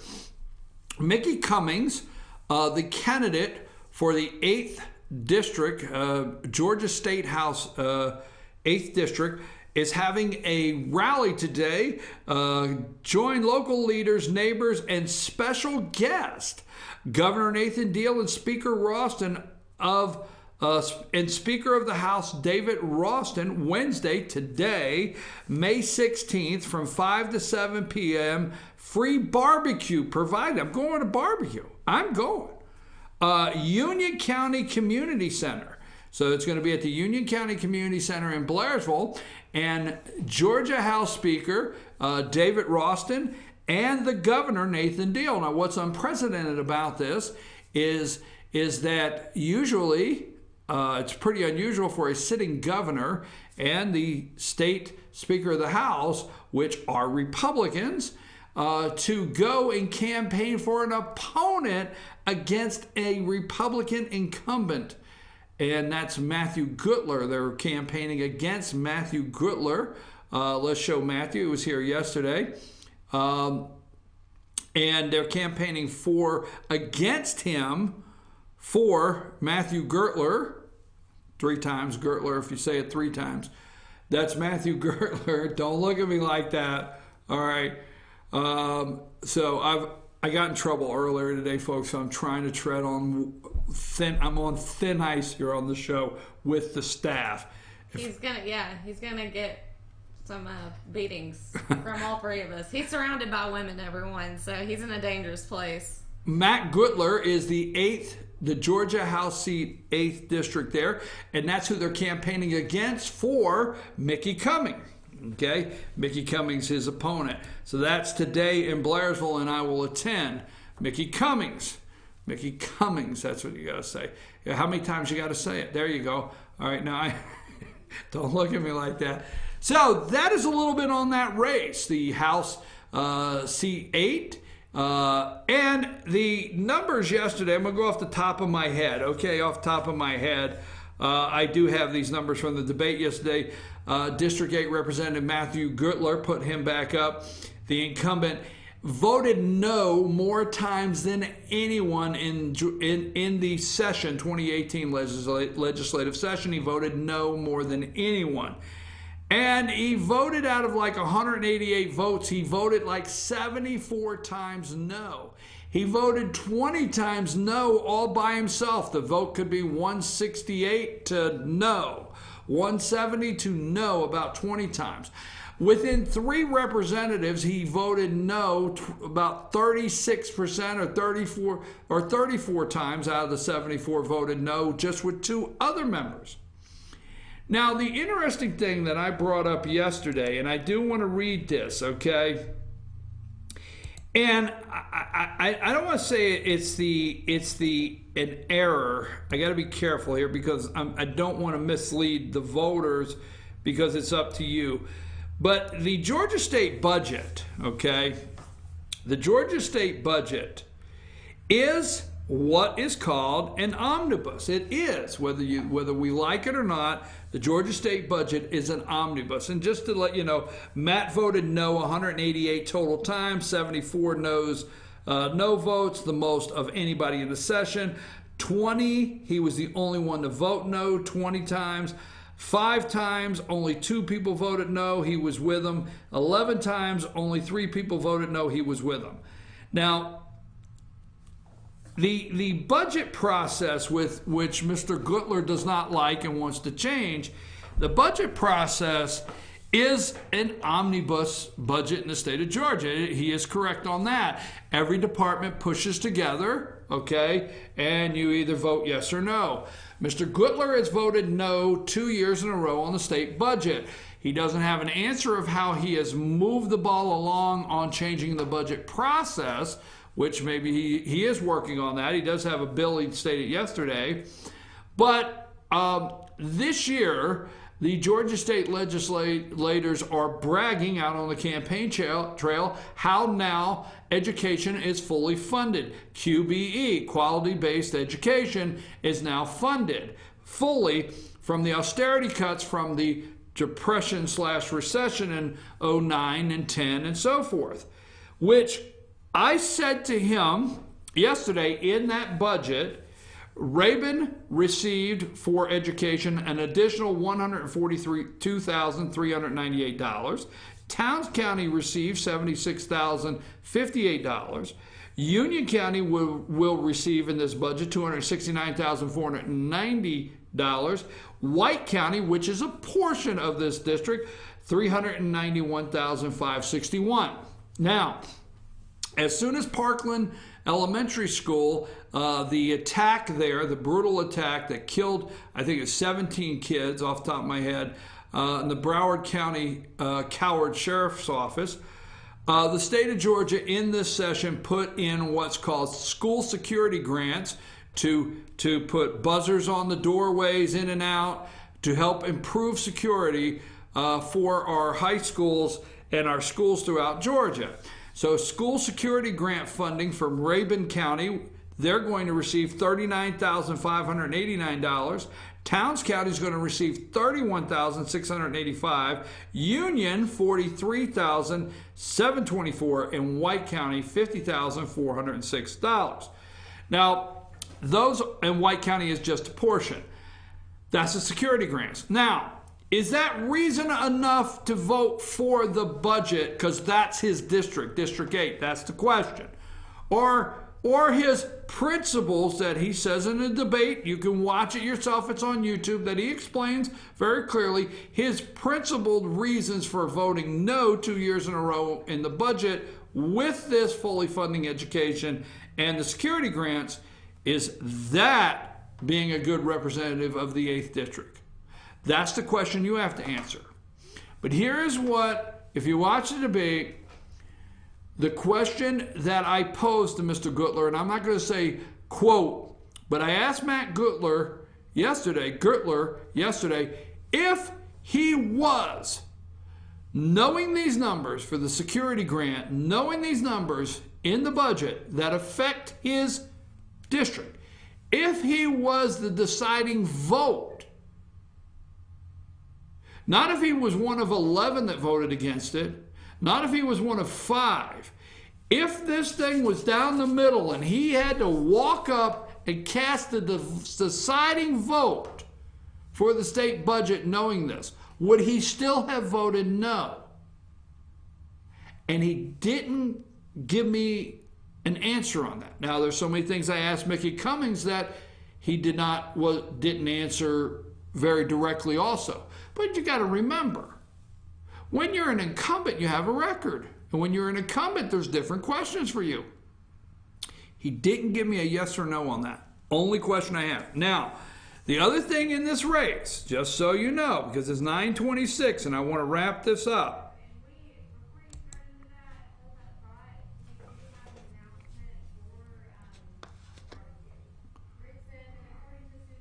On Facebook, it has been moved to United Community Bank. So that's a new announcement today. I would like for you to clear those before you just go with them. How about that? Because I'm looking at the flyer, and I don't think there's been a barbecue. This is the Union County Community Center. So I don't think that barbecue's been moved to United Community Bank. I think you want to recheck that, and we will during the break, okay? All right. All right. Anyhow, we'll recheck and double check that.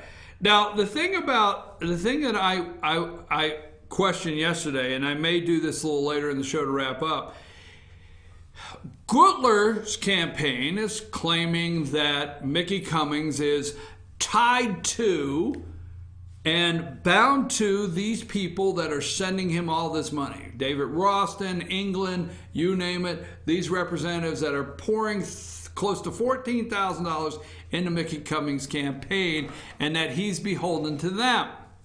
And you obviously should be concerned on who your ties are when you go to Atlanta. On the same thing, you're seeing all around Union County, take him down, you're seeing all around Union County a no vote. I mean, yes vote. It's a little thing says yes to eSplosh. Now, we're not advocating yes or no here on this show, but there's signs going around Union County because Union County has what's called an eSplosh, a 1 penny education special purpose local option sales tax. It's a yes. They want you to vote yes.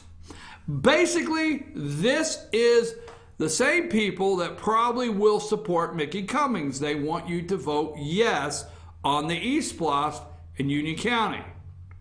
Now,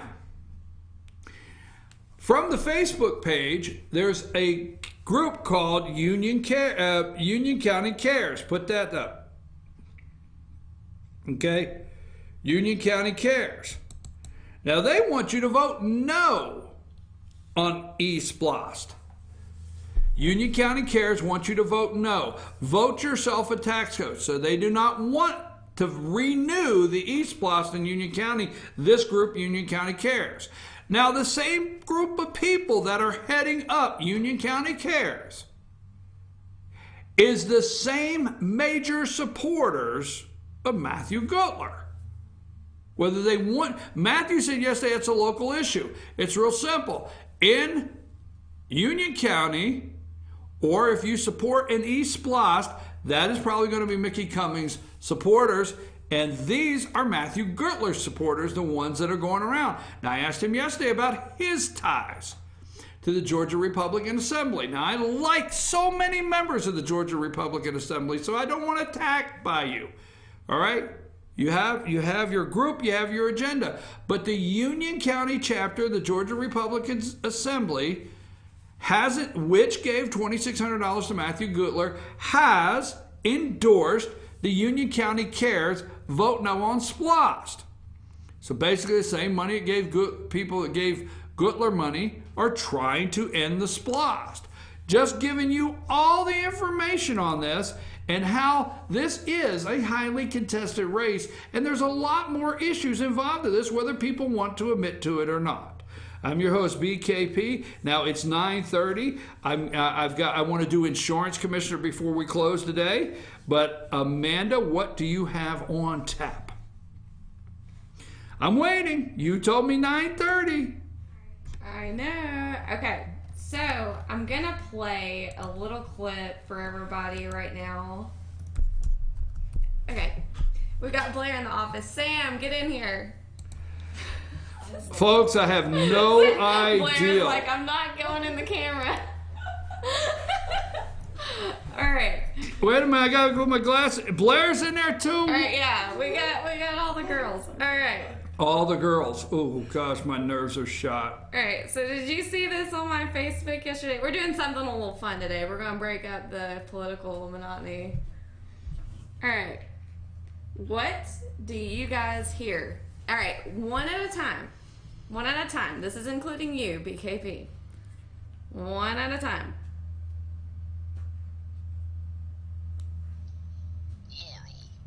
Laurel. Laurel. Laurel. Yes, I hear Laurel. Okay. What do you hear, Sam? I have no idea. What do you hear? Like, what do you think it says? I have no idea. Don't listen to him. I don't even have a guess. I have no idea. What did it sound like? All right, Sam, take Sam off the list. You can't play any more games. Anytime we do games, you can't invite her in no more because you won't play. She won't play. He's verbally punching us in the face this morning. Okay, Blair, no. What do you hear? I have no idea. See? You have no idea? Mm-mm. Clear as day, I can hear Yanny. You hear what? Yanny. You're crazy. You're crazy as hell. Play it again for Sam. Okay, play it again. On the polls, this is circulating like worldwide right now, and everyone, it's like a 50-50. I know. I saw this on the news five times you saw already. It. Okay. It doesn't sound like Laurel. Blair thinks she hears Yanny. Yeah. What do you think you hear? I have no idea. Yeah, man. I don't know. Yeah, Yanny. Okay, so you're the... Okay, Team Yanny up in here. So you hear Laurel. I hear Laurel, like the rest of the world. I'm going to investigate the now I know why you brought Sam and Blair in, because there's a major argument in all offices today. So Sam and Blair, you have been set up by Amanda, not me. Just so you know. Amanda set you up, not me. But Sam and Blair, yes, offices all over the country today are playing that and asking everybody in the office what they hear. I hear Laurel clear as can be. All right, and I'm gonna investigate. I'm gonna investigate. What did Blair say? The hearing and psychology. They don't hear Yanny, but it sounds kind of like Yanny to them. It does not sound like Laurel No, does, right? L in that at all. Okay. What did you say, Blair? She doesn't hear any L sounds, Brian. It's like the dress dilemma. Yeah. So There's you the don't gold- hear the you gold don't hear dress, an yeah, you yeah. don't hear an L at all. No. Okay, and my sons. Blair, and my I'm going to mom- come down and have a talk with you as soon as this show's over. You leave Blair alone. Do what now? That's all I had. Okay. Thank I you. just really wanted Thank to you. hear. Thank you, And Sam I and want Blair people- for playing along Now as we're our gonna do a contestants today. poll. We're gonna do a poll on this on our FYN TV and Fetch Your News. What do you hear, Yanny or Laurel? I It's gotta Laurel. know. Okay. All right. Now back to what we were talking about. If I misspoke, okay, I want to clear it up. I don't think I did, but today the David Ralston, Nathan Deal, Governor Deal rally for Mickey Cummings is at the Union County Community Center, 129 Union County, not Union County Community Bank. Union County Community Center. Okay, and so our fundraiser flyer was correct. Yes, it's Okay, at the. I'm gonna put that back up, everyone. So it is. Yes, it's not. It's the center. Okay. Okay, Union County Community Center. Union County Community Center, 129 Union County Recreation Road. Okay, now listen, I'm going to take a brief break. I want to come back and talk about Insurance Commissioner. Please stay with me on this. This is not boring. Stay with me on Insurance Commissioner. Take a brief break.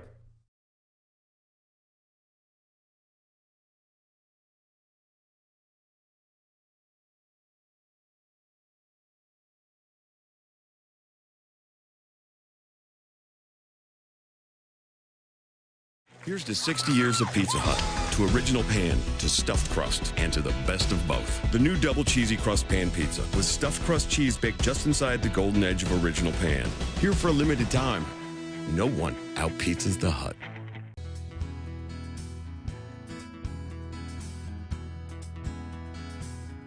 Hello, my name is Chad Watkins. I'm the manager at Larry's Body Shop. We are a family-owned and operated business and have been serving the North Georgia area since 1978. We are located at 1216 Progress Road in LOJ, Georgia. Our shop specializes in collision repair and we work with all major insurance companies. Larry's Body Shop is ICAR Gold, the highest role of training recognized by the collision repair industry. It is estimated that only 10% of collision shops meet these standards.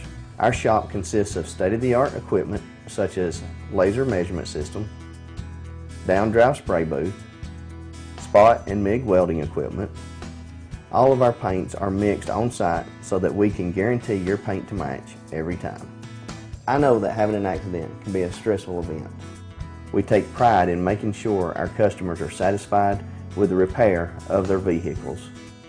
Our waiting area is clean and comfortable with free Wi-Fi and refreshing beverages. So if you're in an accident, stop by and see us at Larry's Body Shop. North Georgia Diamond is your source for diamonds. Come on in to view the area's largest selection of fine jewelry at North Georgia Diamond.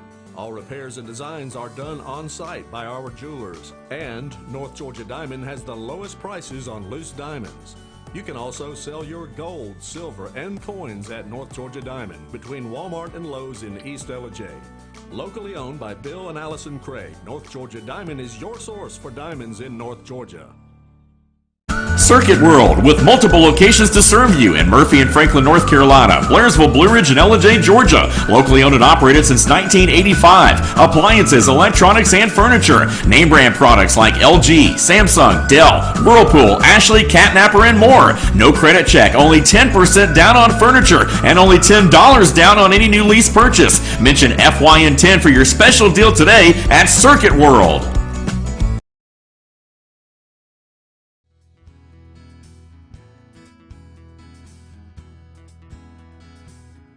Hello, my name is Chad Watkins. I'm the manager at Larry's Body Shop. We are a family-owned and operated business and have been serving the North Georgia area since 1978. We are located at 1216 Progress Road in Ellijay, Georgia. Our shop specializes in collision repair and we work with all major insurance companies. Larry's Body Shop is ICAR Gold, the highest role of training recognized by the collision repair industry. It is estimated that only 10% of collision shops meet these standards. Our shop consists of state-of-the-art equipment such as laser measurement system, down-drive spray booth, spot and MIG welding equipment. All of our paints are mixed on-site so that we can guarantee your paint to match every time. I know that having an accident can be a stressful event. We take pride in making sure our customers are satisfied with the repair of their vehicles. Our waiting area is clean and comfortable with free Wi-Fi and refreshing beverages. So if you're in an accident, stop by and see us at Larry's Body Shop.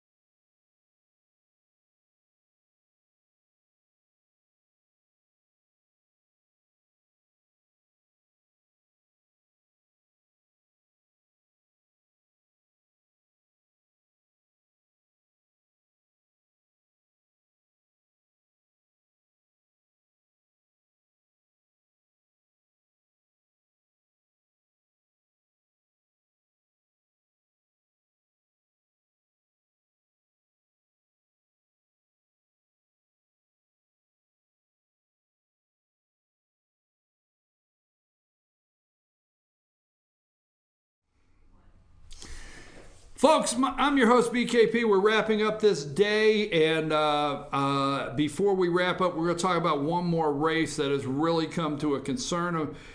Amanda and I traveled over. It's now getting about 3 weeks ago on a Saturday, maybe a month ago, and it is on our YouTube channel. Maybe we can push it back to the top somehow. I would like for you to look close before you cast your vote for insurance commissioner of the state of Georgia. The reason being, Ralph Hudgens, the current insurance commissioner, has made a mess out of the office. Now, we did our research, okay? We did our research, and we're going to talk about this more within the week. Amanda will tell you, when we did that debate, there was a lot of deep research went into the insurance commissioner's office, okay? The only office in the state of Georgia or department that had to furlough like 300 and some employees for 3 days or something and fire 12 because Ralph Hudgens just blew the budget up and gave out, raises like candy that was not in the budget. We didn't say not deserved, but they weren't in the budget. That being said, there's 3 candidates for insurance commissioner. There is Jay Florence, okay?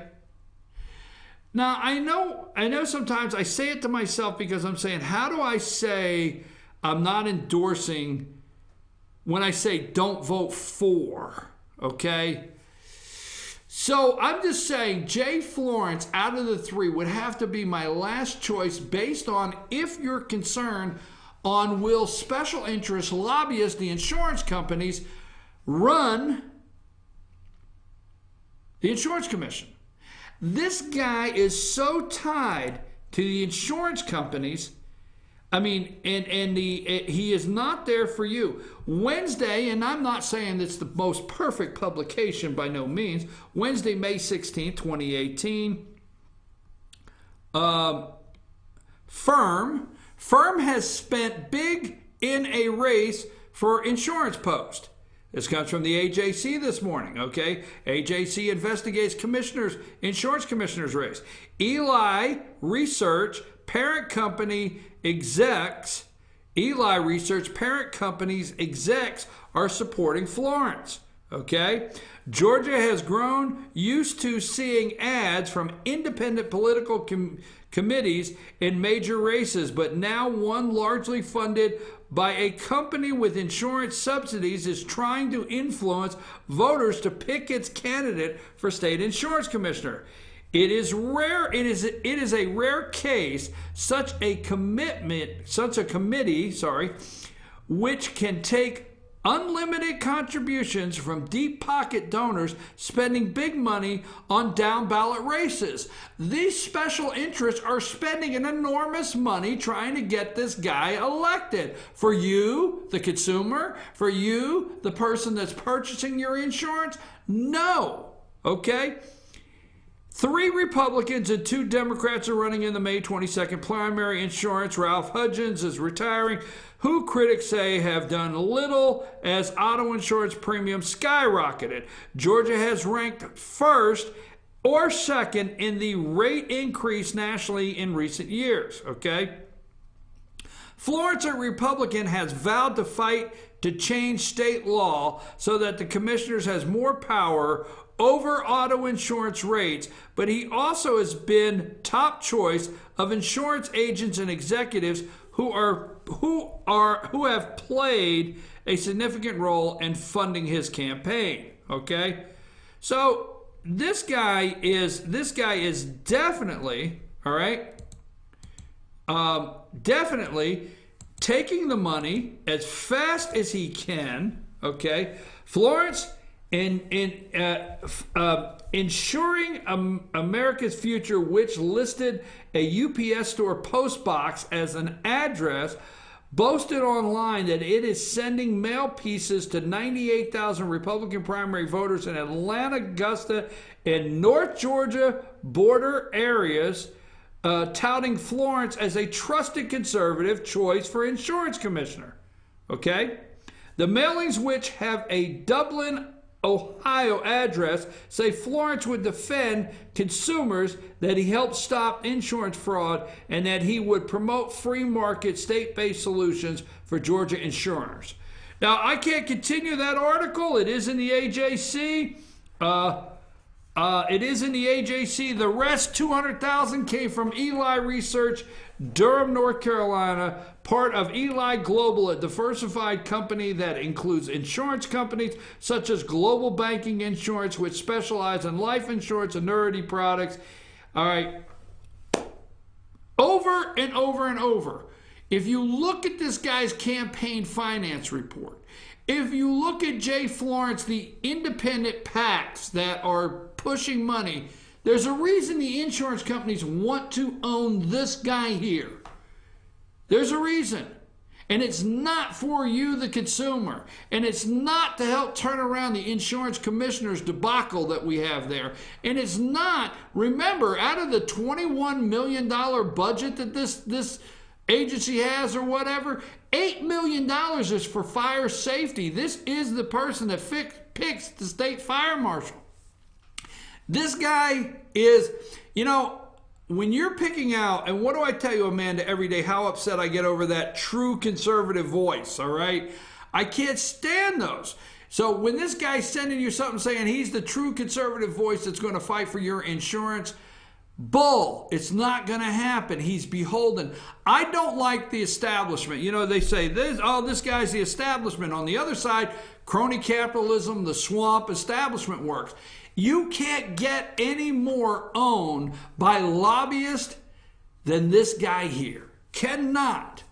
And you think you want to vote for him for insurance commissioner? I know it's down ballot, but even the AJC says it's so unusual to have this much money poured into a candidate down ballot like this. Florence is a no. Now let's go to Jim Beck, okay? Now I posted yesterday, I'm going to post again today, a video.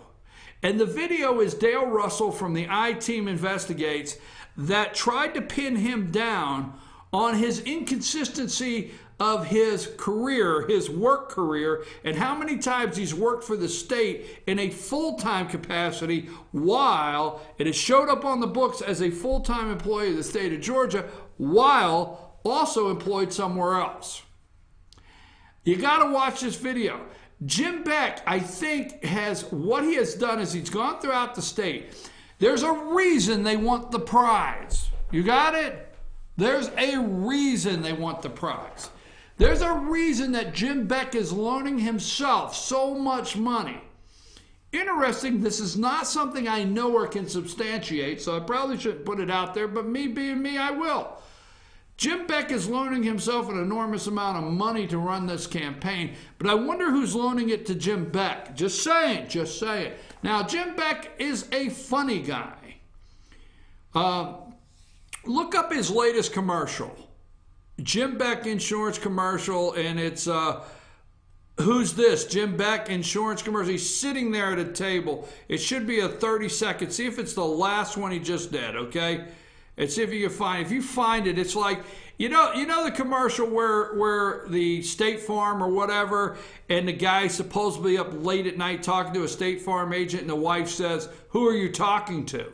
You know, Beck mirrors that commercial. Let's play this.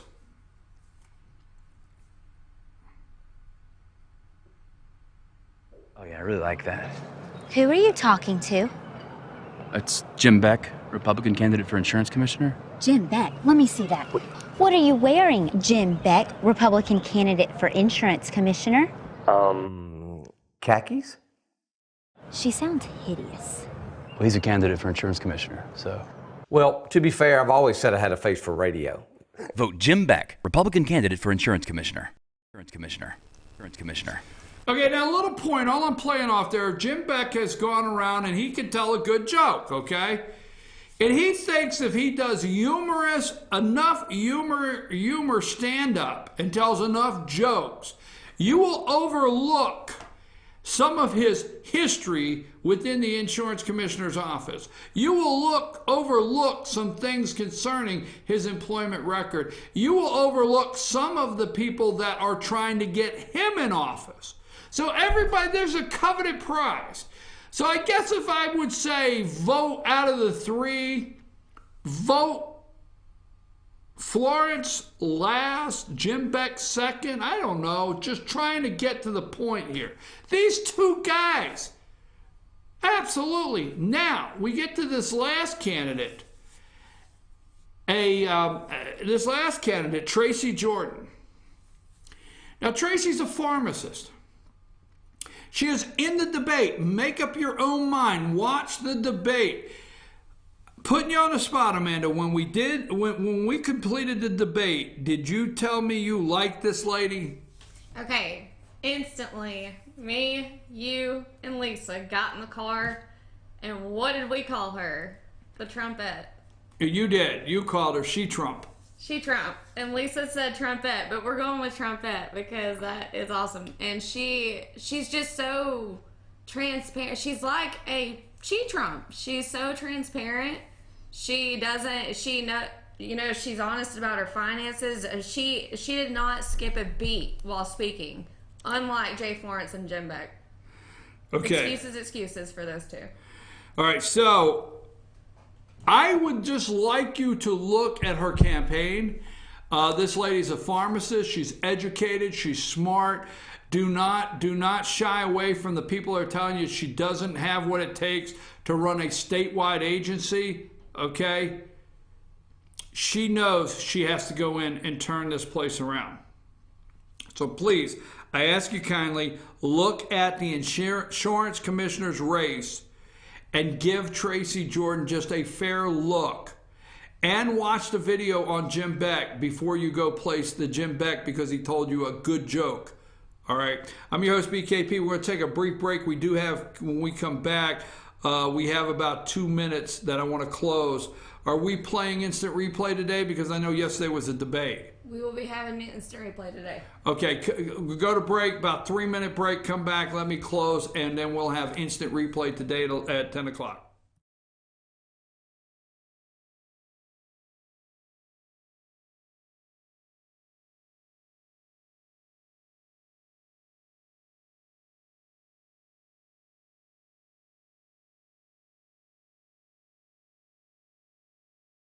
Here's to 60 years of Pizza Hut, to original pan, to stuffed crust, and to the best of both. The new double cheesy crust pan pizza with stuffed crust cheese baked just inside the golden edge of original pan. Here for a limited time. No one out-pizzas the Hut.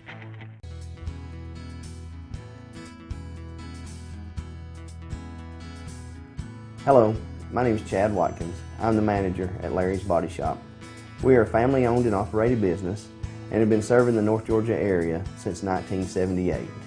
We are located at 1216 Progress Road in Ellijay, Georgia. Our shop specializes in collision repair, and we work with all major insurance companies. Larry's Body Shop is ICAR Gold, the highest role of training recognized by the collision repair industry. It is estimated that only 10% of collision shops meet these standards. Our shop consists of state-of-the-art equipment such as laser measurement system, down-drive spray booth, spot and MIG welding equipment. All of our paints are mixed on-site so that we can guarantee your paint to match every time. I know that having an accident can be a stressful event.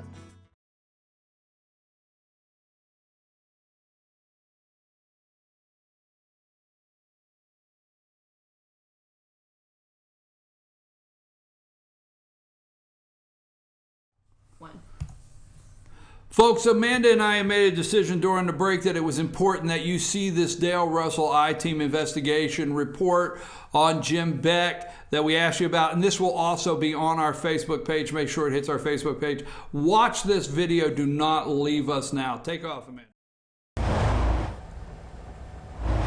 Controversial insurance commissioner candidate Jim Beck has resigned from his job with the Georgia Underwriting Association. Now, it's a state-created insurance company for people who can't get insurance in the open market. His resignation followed a Fox 5 I-Team investigation of his work history, which included working a full-time state job while running that association. So, why did he resign? Well, Fox 5 senior I-Team reporter Dale Russell set out to answer that question. Dale? Russ, Jim Beck and several Georgia Underwriting Association board members say Beck talked with them for months about when would be the best time to step down and campaign full-time. But some of those board members were alarmed at the findings of our investigation of Mr. Beck's work history. When we began examining Jim Beck's work history as a state employee, we found it wasn't always easy. Can you just tell me why you took the... Well, that was uncalled for. Our investigation found in 2012, when Beck took over as general manager of the state-created insurance company, Georgia Underwriting Association, he also took a full-time state job as a victim witness advocate for a district attorney's office in West Georgia. How could you work for both at the same time? It's just important to have the availability of insurance. Beck says he took the job at the DA's office after he left the insurance commissioner's office so he could keep his state insurance for his wife's pre-existing medical condition. Were you giving the taxpayers a fair shake if you're doing that job at the same time you have a full-time job in the private industry? Well, first of all, you don't know what my job was in the private industry. You don't know if it was full-time or not. You assume it's full-time. You don't know it's full-time. That wasn't the only time Beck held two jobs at once. Earlier in 2005, we found Beck was lobbying state legislators for a private company, Nationwide Insurance, while working full-time at a state agency, the Department of Community Affairs. That lasted 4 months. Beck insists he was only a consultant for the state. Why did the state records show that it's a full-time job and that you were paid a full-time salary? I sent them an invoice, and they paid me. I sent them an invoice every 2 weeks, and they wrote me a check. So you're saying you weren't working full-time? I'm saying that I'm done talking to him. His boss at the time told us Beck was full-time and earned a full-time salary. We wanted to know what the Georgia Underwriting Association's board of directors thought about our findings. I talked to 7 board members. 6 asked that their names not be used due to the political nature of our report. Most board members were complimentary of Beck's work, but were surprised to learn he was working another job while running their company. One board member said he was shocked to find out about Beck's 2 jobs at the same time. Quote, "It's pretty obvious taxpayers got ripped off. The question is, to what extent?" 3 board members told me Beck had discussed for months with the board about the best time to resign and campaign full-time for insurance commissioner, but one board member added, after seeing our investigation, if Beck hadn't resigned now, the board, quote, would have had a lot of digging to do. Jack Hardman was the only board member to talk on the record. This is him on his Nationwide Insurance webpage. He told me he felt Beck was an extremely good manager and resigned to pursue his campaign.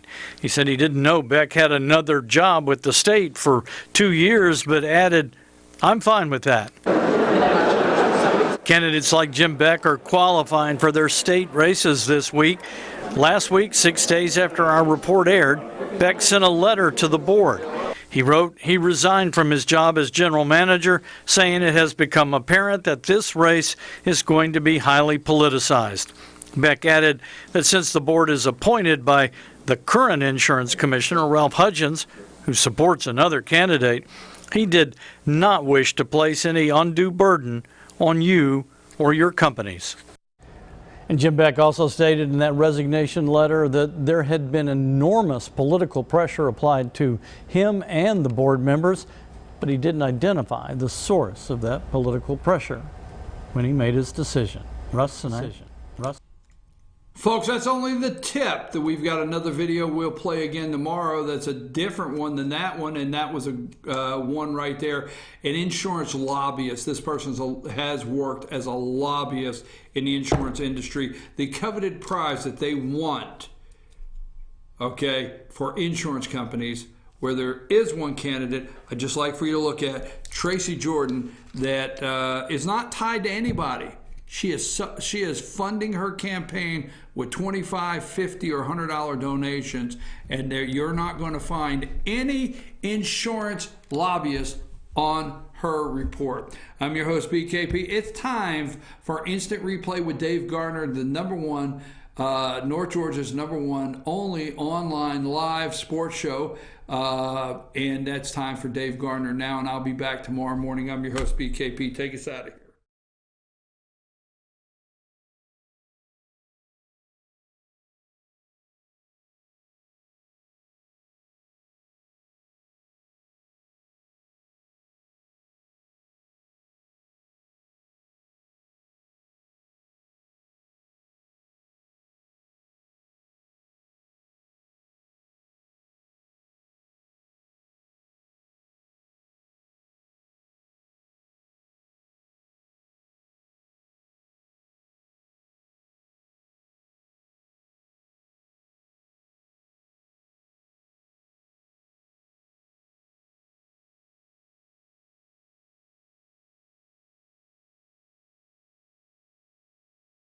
Hello everyone and welcome to this week's edition of the Instant Replay. It is North Georgia's only online weekly sports show, and it's right here on FYNTV.com. I'm Dave Garner alongside Luther Kinsey as we join you from Studio A, if you will, here at Fetcher News, and we're very excited to have you with us on this Monday, May the 14th, 2018. Hope everyone had a wonderful Mother's Day. And absolutely. Well, we're glad to have Amanda on with us. Here's our producer today as well. And we've got an action-packed hour for you, and we're going to go ahead and jump on in. We've got a lot of things to talk about, some things we may not even get to, but we have a lot of high school stuff to talk about. We're going to talk a little bit about the Hawks coaching search. It has come to an end, spring football update, and we crown a state champion locally in track and field. All that and much more straight ahead in this hour, but we'll go ahead and jump into it. And Luther, we had left off last week. week, there was a little bit of a discussion that we had, and I don't know if Amanda has the picture in there or not, but I wanted to bring you out this week because we talked last week. We left off talking about the resemblance between you and the Atlanta Falcons head football coach Dan Quinn. Yes. Now I don't know if there's a way to put any of that side by side, but you've even got the coaching shirt on today. I see. Now you said we were talking last night, and you said Billy Bob Thornton's another one that you've heard comparisons to. Many years ago, I picked up the name Billy Bob. Right. And of course, after that, and I'm not going to do it here today. There's not enough pressure you can put on me to do this, but I started doing the Sling Blade talk from Billy Bob Thornton. In paramedic school back in 1998. Okay, I've got to hear that. Nurses, and they had to pick a partner. Right. So this nurse comes running down the classroom saying, "I want to work with Billy Bob. I want to work with Billy Bob." And I'm like, everybody in there's like, "What?" She goes, "Him. He looks like Billy Bob Thornton." Amanda, so that's where it started. Amanda just said she's got to hear it. She's got to hear your Billy Bob Thornton. There's not enough pressure. Okay, just for you, Amanda. You did such a great job on the other side of the glass. Oh, my goodness. This is for you. I like the way you talk. I like mustard on my fries. I do. This show is already going downhill way too quick, too early. Wait, this is a sports show. Let's get on to the Dan Quinn. Oh my goodness! But anyway, so yeah, there is that resemblance. So I mean, he's just a guy that looks like a lot of celebrities. So that's what it's all about. But anyway, we're happy to have Luther on, Coach Quinn on with us here this morning, right here on the Instant Replay. We gave that much money to Matt Ryan. Yeah, exactly. I know. Yeah, for real. I'm gonna put a picture up of Dan Quinn, and I think that this is the Dan Quinn picture that looks like Luther. Oh, okay. All right. Let's see. Oh, there we go. Yeah. I can totally see that right there. So hey, I mean, I feel like I'm sitting beside the guy right now. I've got him on both sides. Yeah, we got Dan Quinn in the studio today. Dan Quinn live with us right here. Now if you could, now you've got Billy Bob, you got the whole Sling Blade thing down. Now we got to get your Dan Quinn press conference interview thing down. So we could probably fool some people. Well, I will say this. Arthur Blank, if you happen to be watching, if there's ever a Sunday that Mr. Quinn can't make it, I'm your fill-in. Right, exactly. Stunt double. There you go. Yeah, I can do it. Dan Quinn stunt double. I like it. As always, our email right here. If you have any information you'd like to email us is teamfynsports@fetronews.com. Once again, we are highlighting and promoting student athletes in a positive way, and we've got a full show of that here today. And let's start with track and field. What a weekend it was.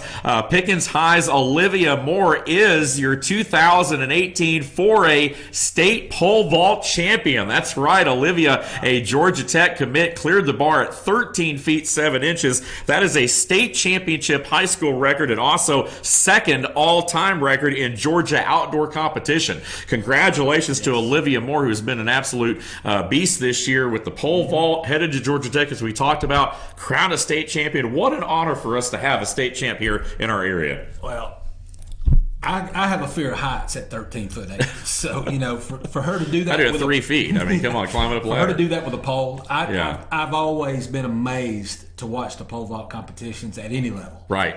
And that's amazing. And I am so proud that we have it here, in Pickens. Yep. Somewhere locally. Of course, I'm super proud that she's a Georgia Tech commit. Right. There you go. Absolutely. As a Tech fan, no doubt about it. But congratulations. Olivia's gotten it done her entire high school career, and so we're very excited for her. Some other great individual efforts is Sabrina Young, 10th overall in the 3,200-meter event. Connor Moranos had a PR in the 3,200 as well for the Dragons. And Gilmer Naomi Coombs, just a freshman, top 5 in the state in the mile. What a job for her there. So there's a lot of great individual efforts along your area. Again, we don't have all the information on everyone right now as far as folks that of all the schools in the area, but we do know that this particular 4A meet at Berry College over the weekend produced a lot of great individual efforts in Pickens County and Gilmer County, and keep it right here on the Instant Replay and on FYNTV.com, and also Fetcher News, FetcherNews.com, and our Facebook page as well. Luther's continuously having updates for us, so we're excited about that. But what a great track and field season locally for all of our local area schools and athletes. It was. All the schools were very well, represented across the board throughout the year. They've all worked hard. Back into the middle school level, Clear Creek Middle School. Absolutely. Went to state, had several personal records there and personal best. No top qualifiers, but very represented well. So the track and field in the Gilmer area specifically has a long road. A good road. A good road. It's going to be a great road. We're going to be speaking of these athletes that are in middle school now. When they get to the high school level, we'll be calling their names out in these state championship rounds. Absolutely.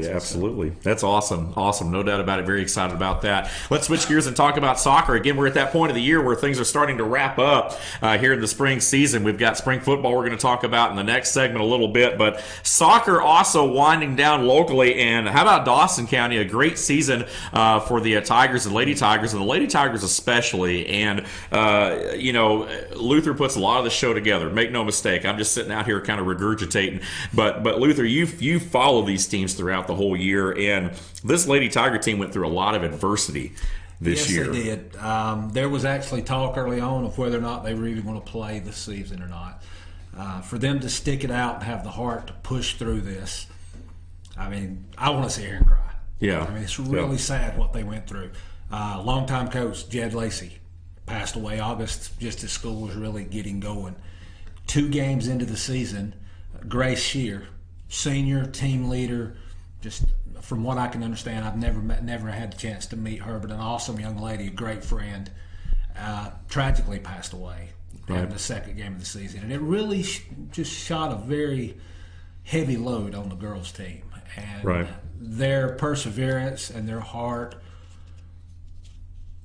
Coach Lacey and Grace had to be with them throughout the year for what they were able to accomplish. And it was truly an amazing effort to overcome their adversity. Yeah, and they went to the second round of the state tournament, finally falling to Westminster, but a great job for the Dawson County Lady Tigers, who again overcame a lot of adversity, making it into the GHSA state playoffs and winning a first round matchup, and then going into the second round where they fell just short against Westminster, a private school. And the boys also, they took a loss in the second round of the playoffs as well, but got back there again. The Tigers fell to North Murray 2-1 in a matchup played over in Murray County. North Murray again moved on from that point, but Coach Chess Hamby was chosen as the 7 AAA Coach of the Year. So again, a lot of accolades, a lot of adversity, but a lot of heart. And I don't know. Well, I'm not prepared to give an award on today's show, but if we had to give the Heart Award or whatever, we might have to come up with something like that. The FYNTV.com, Team of the Week or something like that. It would have to go, especially to those Lady Tigers soccer team from Dawson County. What a season they had, no doubt about it. I want to mention also that Team FY Sports and Instant Replay will continue to send our thoughts and prayers. Absolutely. They lost a coach, a friend, a mentor, and Coach Lacey, and a friend and a family member and a leader in Grace. And continue to pray and send our thoughts y'all's way. Absolutely. First team honors locally. It's not Dawson, of course, had several folks. Union County, Lumpkin, Fannin, Desiree Patterson from Fannin County was amongst those on the first team all honors. Brianna Ennis of Union County, Molly, and correct me if I'm wrong here, Munchin, I believe, from Dawson County, Mackenzie Kimbrell of Dawson County, Catherine Cunningham from Lumpkin, and Morgan Fagan from Lumpkin. First team 7 AAA for the boys. Nathan Blythe of Dawson County, also Dennis, and I'm not sure how to pronounce this, but Petsa, I believe. So again, forgive me if I mispronounce these names, but Alex Abbott and Chris Keys of Lumpkin County, Chandler Bond of Fannin County, and Lance Underwood of Union County, all first team. Several other second teamers as well for the boys and girls locally along our area. Union County Lady Panther Madison Yost has been nominated for the Blitz Player of the Year, sponsored by BlitzSportsGA.com. So again, big soccer season locally as the accolades continue to roll in for some of our student athletes. Yeah, it's a really good season for all the schools we cover. They all just really prepared hard and worked hard, and those that did not make it to the playoffs this year have a very good chance next year with continued hard work. Traditionally not a strong area in this area for soccer, considering that a lot of it comes from the private schools in Atlanta metro area, but starting to see that change a little bit. I know Gilmer boys have made it the last couple of years. Pickens has some solid players coming up. They've got 2 kids on their 8th grade team coming to the high school that play. One of them I know plays for the Atlanta United junior team, Juan and Jose, and so I'm excited to see them up there next year in Pickens County. But I mean, Dawson County traditionally strong, Fannin County traditionally strong soccer programs. So very excited about what the future holds there for our local soccer programs. Well, that's going to wrap things up for our first segment of the program. Once again, we want to remind you guys, you are welcome to call in as well. 706-889-9700, the number there. And we encourage you guys to call in with any information you may have. Give a shout out to your favorite team. Let us know what's going on. Also, our email, if you do have pictures or scores or information you'd like to share with us, please feel free to do that. That email address, again, is teamfynsports@fetchernews.com. Coming up in the second segment, we're going to talk a little bit about the Dragon Stadium update. Our very own Luther Kinsey was able to get his hands on a physical piece of the turf from down there. I don't know how you pulled that out. We won't tell folks about that because that might incriminate you a little bit. My scissors were sharp? No, I'm kidding. We're going to have that for you coming up. Also, a Taking It to the Next Level segment and much more still ahead on today's program. It's the Instant Replay, and it's right here on FYNTV.com.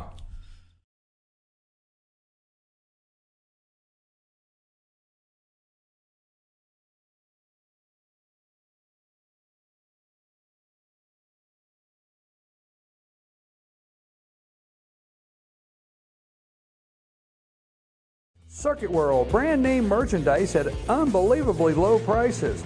Furniture, appliances, and electronics. Circuit World is locally owned and operated, serving the tri-state area.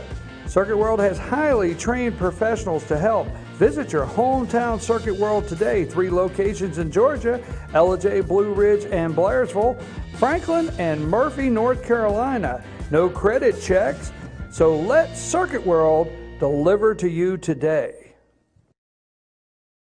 Here's to 60 years of Pizza Hut, to original pan, to stuffed crust, and to the best of both. The new double cheesy crust pan pizza with stuffed crust cheese baked just inside the golden edge of original pan. Here for a limited time. No one out-pizzas the Hut.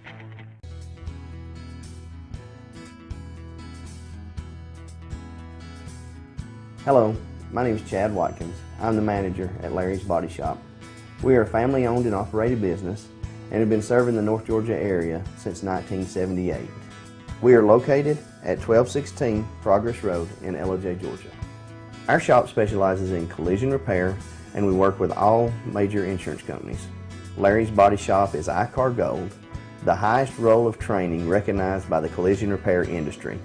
It is estimated that only 10% of collision shops meet these standards. Our shop consists of state-of-the-art equipment such as laser measurement system, down-drive spray booth, spot and MIG welding equipment. All of our paints are mixed on site so that we can guarantee your paint to match every time. I know that having an accident can be a stressful event. We take pride in making sure our customers are satisfied with the repair of their vehicles. Our waiting area is clean and comfortable with free Wi-Fi and refreshing beverages. So if you're in an accident, stop by and see us at Larry's Body Shop. North Georgia Diamond is your source for diamonds. Come on in to view the area's largest selection of fine jewelry at North Georgia Diamond. All repairs and designs are done on site by our jewelers. And North Georgia Diamond has the lowest prices on loose diamonds.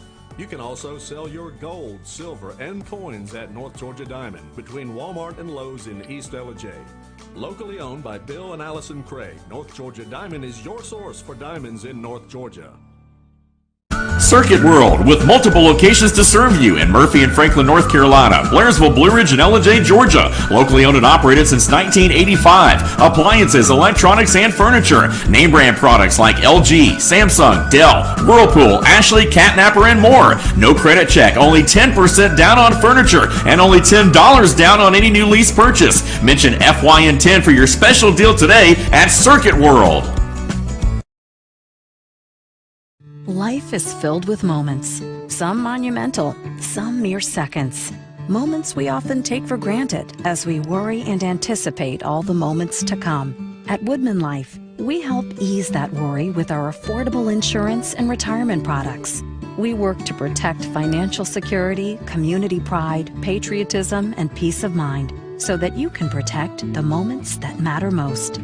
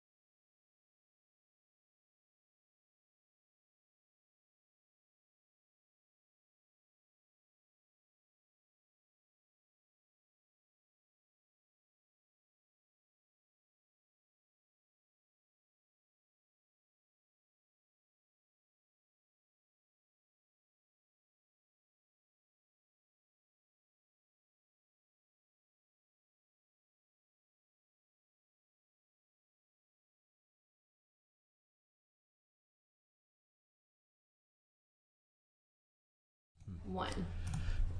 If it happens in North Georgia, we're all over it right here on the Instant Replay. Welcome back to the program, our second quarter segment of the show, and we're rocking and rolling right here. We had Luther with us in the first segment. He's still behind the glass. He'll be with us a little bit later on in the program, but again, we are highlighting and promoting student-athletes in a positive way, and one of the ways that we're all over it here at Fetcher News Sports is with a segment we like to call Taking It to the Next Level. Now, this is our segment where anytime we have a college athlete or a high school athlete that signs a college scholarship offer, we like to report that, all of our player signings. But we also are committed to updating you on those athletes that have indeed moved to the next level and are excelling in the college ranks. And we have a particular player that we're going to talk about this week.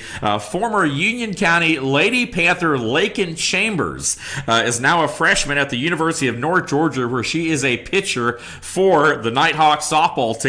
And what a season Lakin and the Nighthawks have had. They just won their 5th consecutive Peach Belt Conference title, and that's, of course, in D2. Chambers has 14 appearances this year for the Nighthawks as a pitcher, 26.2 innings, 22 strikeouts, only 7 walks. She has an ERA of 1.69. Now, if you know anything about baseball or softball, you know that's a pretty impressive stat. Anything under 2 or even 3 for that matter is pretty stout. So Lakin right now with a 1.69 ERA. Opponents are hitting a mere 210 against her. So congratulations once again for Lakin Chambers and the University of North Georgia softball team, who's having a great year. And they're not done yet. Even at the plate offensively, she's batting .692 as a pitcher. So again, she's getting it done both sides of the plate as the hurler and also as a hitter. She is 7 for 11 with 3 doubles and 5 RBIs. So what a just a crazy season as a freshman for Lakin Chambers, former Union County Lady Panther, and we congratulate her. The Nighthawks hosted the NCAA D2 Southeastern Regional this past week, where they dominated in a 20-0 series win, and they will now host the D2 Super Regional, which starts this Thursday, and they'll be playing Young Harris. And speaking of Young Harris, there's also another young lady with Young Harris that's a local player as well. We'll talk about her maybe a little bit more next week, but one thing we want to do right here is keep folks updated, keep you tuned in as to what's going on with our student athletes who indeed reach that next level, and update you on their progress. And so again, Lakin Chambers, what a job by that young lady, now a freshman at the University of North Georgia. All right, let's talk a little bit about the stadium update as we transition to spring football news. But in Pickens County, there's a lot of excitement right now. Of course, several years ago, Gilmer County put put in their turf at Huff Mosley Stadium several years before that. Fannin County had put it in there. The Rebels have had it for a while, and now Pickens County along the Highway 515 corridor is following suit with the turf there. And Dragon Stadium, again, almost completed. A 32-foot video board has been installed. The turf has been laid down. As of last week, they were sewing in the logos into the middle of the field and into the end zones there. But what a job by the folks down there. And it looks like everything will be ready in time for the spring game this Friday night against Dawson County, and of course graduation as well, which of course was the goal for folks down there. Now, a couple weeks ago we had on Chris Parker from Pickens High School. He gave us an update on how things were going, and our very own Luther Kinsey behind the glass here for segment number 2. But Luther, you were down there and you've shot pictures, you've seen it. I personally have not had a chance to go by there yet, but I've heard several people in the community say you got to go by there and check it out. It's absolutely gorgeous. What's your take on the new updated look at Dragon Stadium? Wow. That's the only way to say it. As exciting as it's going to be to, see a game played on that field on Friday night, and of course graduation and many, many games to come over the next several years, it's just as exciting to see the process. Of course, you're there with part of the turf. That section of turf you have there is the hash marks, the numbers, the white part of the logo. I mean, it's amazing. The process is just beyond anything I ever would have imagined. Right. It's got this particular turf that I'm holding, and you were kind enough to bring in a couple samples that Pickens High School had shared with you. It's like a longer blade of grass. It seems to be, but I guess by the time you fill it in with the sand and the rubber and everything else, it's not quite as long. Yes. As it appears right here in my hand, but pretty impressive. Talk about the difference between this turf and maybe some of the other turfs that have gone into some of the other, North Georgia schools over the last couple of years. We also have a picture up of how vivid it is on the screen. All right, let's take a look at you can see it right there in the box. Very vivid indeed, Amanda. That's definitely a good word to describe it. Here, I've got another piece here. If I can reach under here and grab it. Oh, there we go. I'm getting old. But yeah, this is the Luther. I guess you said this is like the logos, I guess, with the black. The entire end zone. And unfortunately, I don't have a picture up for that, and I apologize for that. The entire end zone is black. Okay. You have the green, of course, the white yard lines and hash marks and numbers. The end zone is black with the white lettering that says Dragons on one end and Pickens on the other. Right. And that silver kind of you see in there is the outline of this for the soccer field, because it would be a multi-use field. Right, correct. But each one of those panels come in a 5-yard wide roll, basically, and they roll it out, and they have this awesome machine on wheels that sews each panel together. It's impressive, yeah. And then the individual hash marks are cut out, and the white is hot glued in. Okay. And you were talking about the length of the turf there.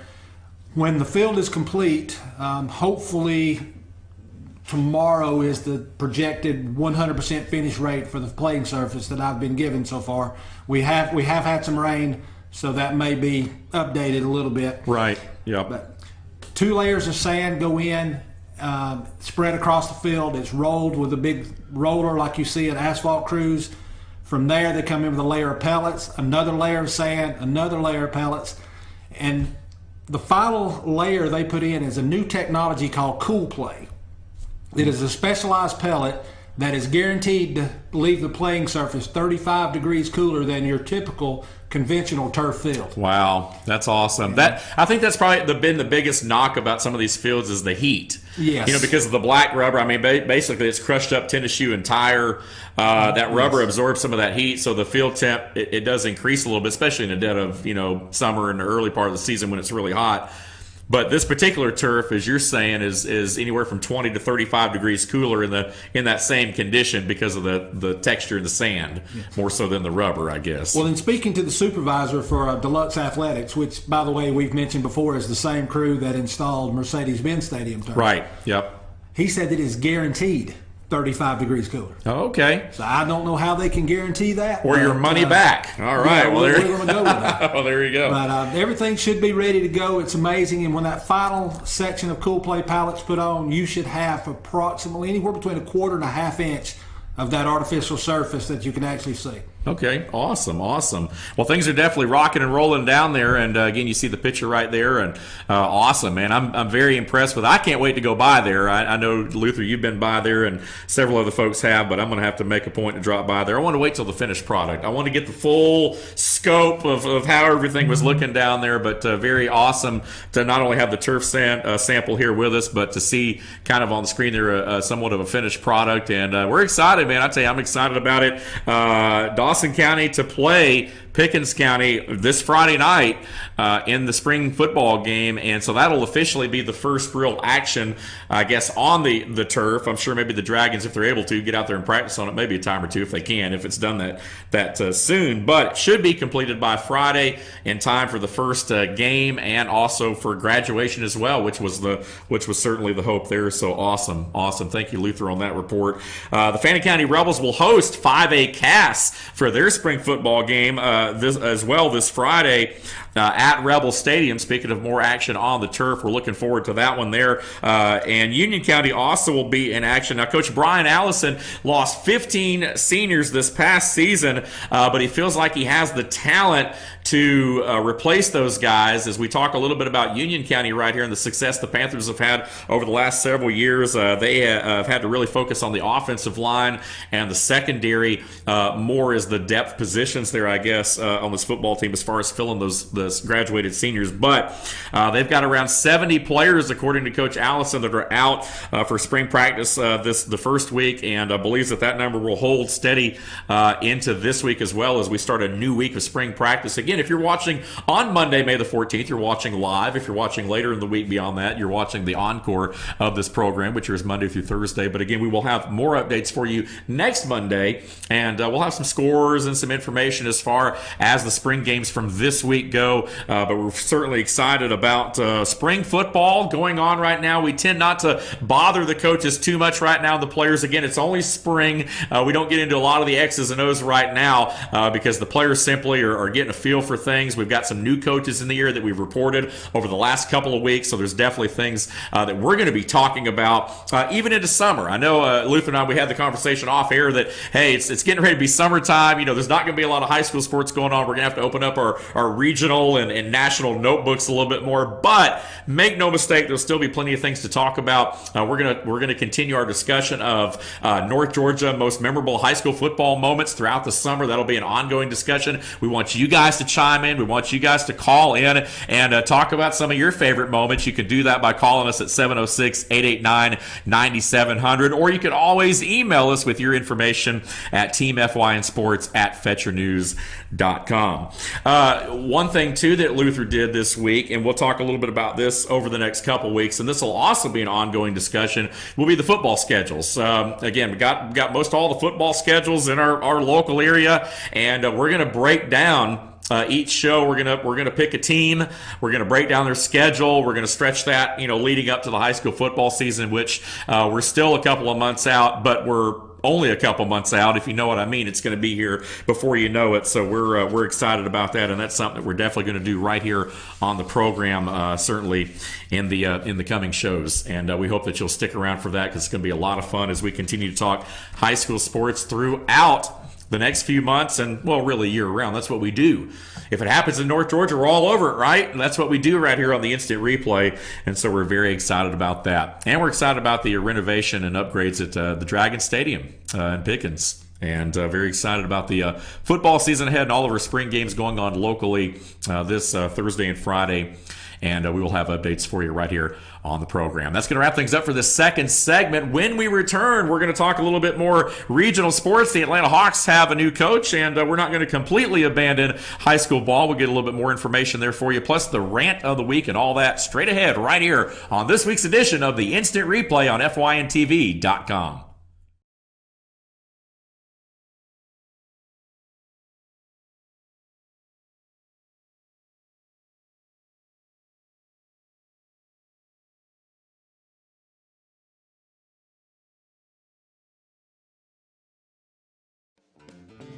Ace is your helpful place for paint and home goods, tools, outdoor living, and lawn equipment. But did you know Ace Hardware of Blue Ridge is a little bit more? We have hunting rifles and accessories for your next hunting trip. We have Amish furniture imported directly from Ohio. And we have Ace Custom Woodworks for all your custom wood project needs, from cabinets to artwork. Ace Hardware of Blue Ridge. We have your new house in stock. The Tupelo Tea mission is to provide over 80 premium tea blends for tea lovers who are looking for ways to explore new flavors and blends. Come visit Tupelo Tea, located in beautiful downtown Blue Ridge at Sycamore Crossing. Be sure to sample our various varieties of honey and tea. Visit us on the web at tupelotea.com or call us at 706-946-TEAS. That's TEAS. Tupelo Tea, located in beautiful downtown Blue Ridge.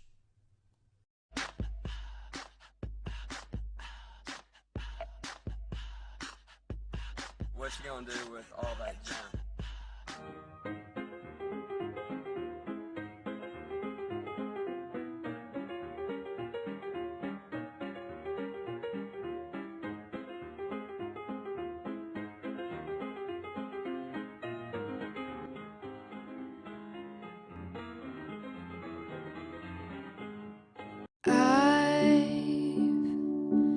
Had the time of my life.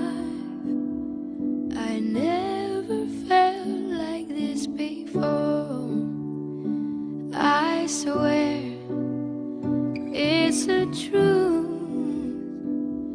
and I owe it all to you. I'll tell you something. This could be love, because I've had the time of my life. I've never felt like this before, 'cause I've had the time of my life.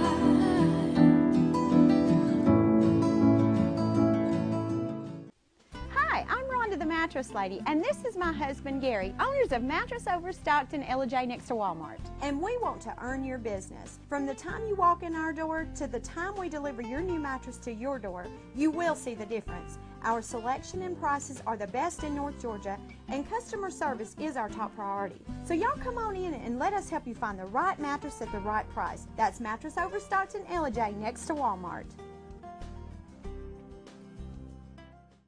Days ahead. Yellow pollen means green cash at Days Chevrolet in Jasper. The spring savings event is on at Days, and the discounts are deep. Now save up to $11,000 off select new 2018 Chevy Silverados, or up to $6,000 off select new 2018 Equinox. Pick any Chevy you want and save a bunch during the spring savings event going on now at Days Chevrolet in Jasper, where new Chevys cost less. Better days ahead, Days Chevrolet. Find new roads.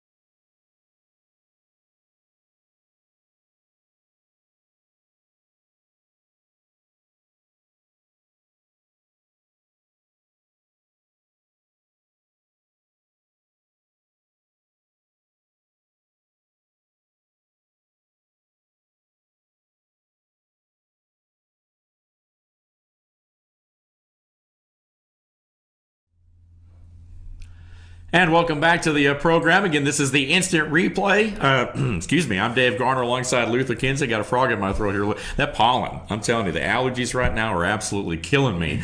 But nonetheless, we're with you here Mondays, as always, live in studio. Also Monday through Thursday. You can see this show as well right here on FetcherNewsTV.com, FYNTV.com, the place for the Instant Replay. We thank you for being with us. And let's talk a little bit about regional sports here, but also a segment we call Changing of the Guard. Now, typically, anytime we have a coaching change in the area, particularly with our high school sports, we have a segment we incorporate called Changing of the Guard. But today, our Changing of the Guard segment has to do with pro sports. The Atlanta Hawks have hired a new head basketball coach in Lloyd Pierce, who was an assistant with the 76ers, and he was one of those guys that helped rebuild the Sixers into a playoff team this year. They had struggled for so long. Lloyd Pierce, not the head coach, but assistant coach that a lot of people feel like was instrumental in that success. As a lot of folks know, the Atlanta Hawks are in a similar situation right now where they're rebuilding. They've blown up the team. They're going through the draft. They're going to have a lottery pick. I guess this week's the NBA draft. So what do you make of this? I don't know if you follow basketball too much, but it's good to see. I guess they've at least made a decision, and now they can move forward from Mike Budenholzer. Well, I do not follow NBA a whole lot. I don't. Yeah. Watch the Hawks every now and then, so I am familiar with their, as you said, blowed up the team. Right. I've never understood why you spend the money on these guys, and it's not just in basketball, it's in others as well. You spend the money on these players, you're doing well, and then you trade them off and say it's time to rebuild. Right, yeah. That's my little rant of the week. Right, yeah. But, it's going to be good. I mean, the ownership of the Hawks, they're good at what they do. They're professional, or obviously they wasn't on the team. And I believe they've made the right decision. You know, I mean, it's all in, just as in high school sports, how are the players going to react to him and how's he going to react to the players? Right. And it's going to be tougher in the NBA because they're their own individual person, as we well know. Right. A lot of them are charismatic, and I don't want to use the word ego, but I will. Right. And it's going to be just how can they gel? Yeah, absolutely. How can they gel? Absolutely. I think Tony Ressler, the owner, is committed to bringing a championship. I think that they felt like being in the middle was not the place to be. They either want to be the best or you blow it up and you start over again. That's always a philosophy with a lot of NBA teams, is it's better to start over again and try to be a champion than to just hang in the middle. But I hate that the Hawks had that string of playoff seasons broken, this past year. And everyone knew it was going to happen. Everyone knew what was going on there. And I think that, it's not that Budenholzer got let go because it was bad, because everyone knew it was going to be bad. I think he and Travis Schlenk, the GM, just didn't gel. And they even Schlenk said that on the radio in Atlanta, that great guy, they got along great, they just philosophically were different. And so, somebody had to go, and I think it was a mutual agreement to part ways. But now the Hawks do have their lead man in Lloyd Pierce. Let's talk a little bit about the Atlanta Braves. Again, they enter the week a game up on Philly in the Eastern standings. They had gotten swept, of course, by the Giants, but since then came back and have won 5 of 6, including a 2-game sweep over the Rays in Tampa, and also 3 of 4 from the Marlins over the weekend, as they have the Cubs and Marlins now at home on deck this week. Cubs, of course, will be interesting. But I tell you what, the Braves have been on a tear. They've really got things going. We talk about Acuna, we talk about Albies and all those guys. Batista, they'd gotten from the Blue Jays, but he hadn't played. He's been kind of slow starting out. Third base prospect Austin Riley is tearing it up at Gwinnett. I think it's only a matter of time probably before they even call up some even younger guys, even more younger guys, onto this already young team that's really, really putting it out there. Well, but Batista, he's not old, but in the game of baseball, he's old. Right, yeah. And he's had some issues in the past where he was very outspoken, and some issues were raised about that coming to Atlanta. And he's done very well. As a person with his personality, he hasn't let that personality go. Sure. And he's remained good to the game of baseball, which I really like and I'm very proud of. Right. But it will come out. Right, yeah. So those young guys that you're talking about, they need to be ready. Right. They need to be ready. It's going to happen. It's going to happen, It's going to happen. Right. Yeah, like I've said the last couple of weeks, I'm excited, for the first time in a while about the Atlanta Braves. And when you think about the flagship teams in Atlanta, and I'm not even in Atlanta, but in the South, in the Southeast, especially baseball, there's not a lot of professional baseball teams in the Southeast. I mean, the Braves, for a long time, have had a large fan base across the country, back when they were on Turner, TBS, for all those years as the lone game in town. You had them, you had the Mets, and you had the Cubs, and WGN, that were like those national teams with those networks. So the Braves, again, though, haven't done a lot over the last several years, but I'm excited about the Atlanta Braves, the direction they're headed. And again, we're going to talk more about the Braves and all the teams as especially we get into summer and we're bridging those gaps to the high school football season. We're going to have a lot more Braves discussion over the next couple of weeks. But I do want to move on to Atlanta United. Now, you and I, we talked about soccer and so forth, and there's a lot of soccer fans out there. There's a lot of folks that are not soccer fans out there. But the Atlanta United, it's hard, even if you're not a soccer fan, it's hard to not get excited about the Atlanta United. They had a busy week last week. They lost on Wednesday at home to Sporting KC, only their second defeat of the year, but they turned it around on Sunday and won down in Orlando City 2-1 against a rival, if you will. Orlando City has certainly become a rival. They hate us, we hate them. But Ezekiel Barco, the phenom teenager, with his second goal, and Martinez added his eighth. It's tied for the league lead. He did it on a PK there. And 3 matches in 8 days. Atlanta United 2-1 overall, but more importantly, 6 points. They lead all the standings, even though they got beat by KC. They still have more points than them. KC's in the west of Sporting KC, and of course, a lot of people have called them Sporting KFC. But the Atlanta United, of course, still with the what they call, I guess, the Silver Cup standings or whatever. There's a name for it, but they are the overall leader right now in the MLS. There's not much you can say bad about it. Right. And, the little phenom is only going to get better. Oh, yeah. And, you got to watch these young guys.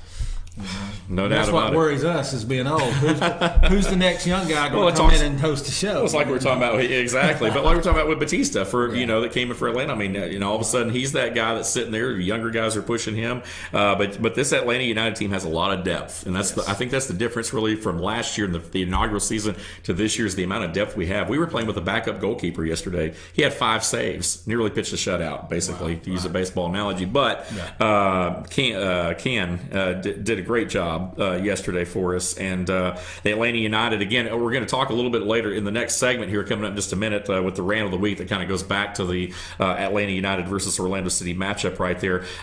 Quickly, and then we'll let you get out of here. Matt Ryan's contract, we didn't touch on this too much on the last show there, but Matt Ryan, again, Falcon, at least for the next 5 or 6 years, $150 million, 100 guaranteed over 5 years. I think a 6-year option that would probably take him towards the end of his career. There maybe another year or two after that, potentially. He's 37. It would take him to 42 or so. So we'll see how that goes. But that's a lot of money. But he's been the face of the franchise for a long time. I know there's a lot of folks that have opinions about the contracts, especially at the professional levels. We're going to talk about that probably on another show or two down the road. But what do you think about that big pile of money?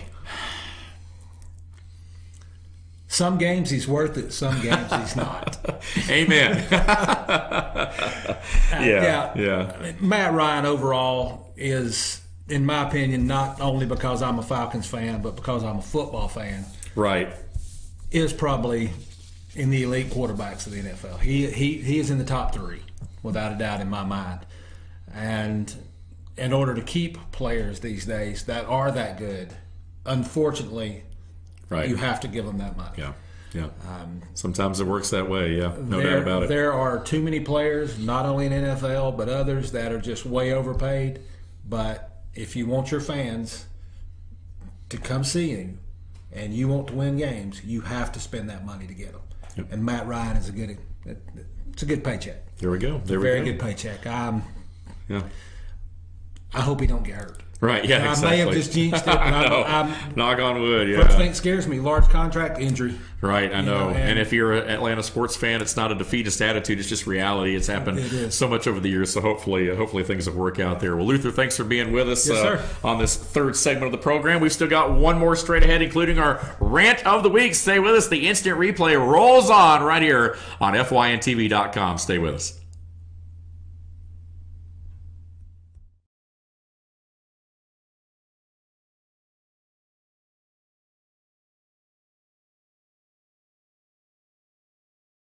Circuit World, brand name merchandise at unbelievably low prices. Furniture, appliances, and electronics. Circuit World is locally owned and operated, serving the tri-state area. Circuit World has highly trained professionals to help. Visit your hometown Circuit World today. 3 locations in Georgia: Ellijay, Blue Ridge, and Blairsville, Franklin, and Murphy, North Carolina. No credit checks, so let Circuit World deliver to you today. Here's to 60 years of Pizza Hut, to original pan, to stuffed crust, and to the best of both. The new double cheesy crust pan pizza with stuffed crust cheese baked just inside the golden edge of original pan. Here for a limited time. No one out-pizzas the Hut.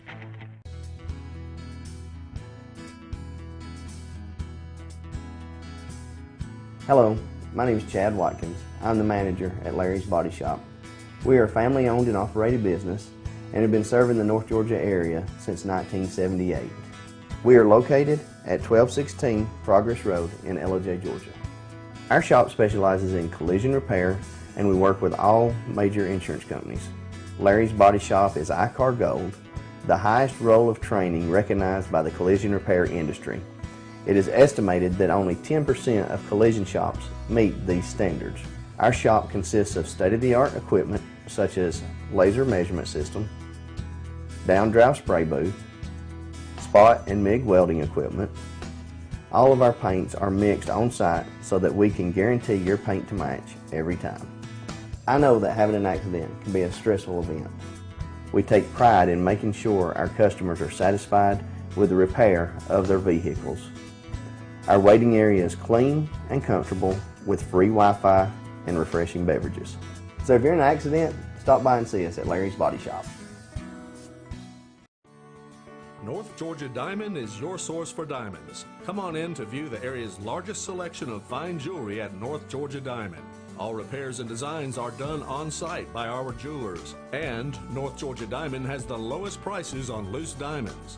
You can also sell your gold, silver, and coins at North Georgia Diamond between Walmart and Lowe's in East Ellijay. Locally owned by Bill and Allison Craig, North Georgia Diamond is your source for diamonds in North Georgia. Circuit World, with multiple locations to serve you in Murphy and Franklin, North Carolina, Blairsville, Blue Ridge, and Ellijay, Georgia. Locally owned and operated since 1985. Appliances, electronics, and furniture. Name brand products like LG, Samsung, Dell, Whirlpool, Ashley, Catnapper, and more. No credit check, only 10% down on furniture, and only $10 down on any new lease purchase. Mention FYN10 for your special deal today at Circuit World.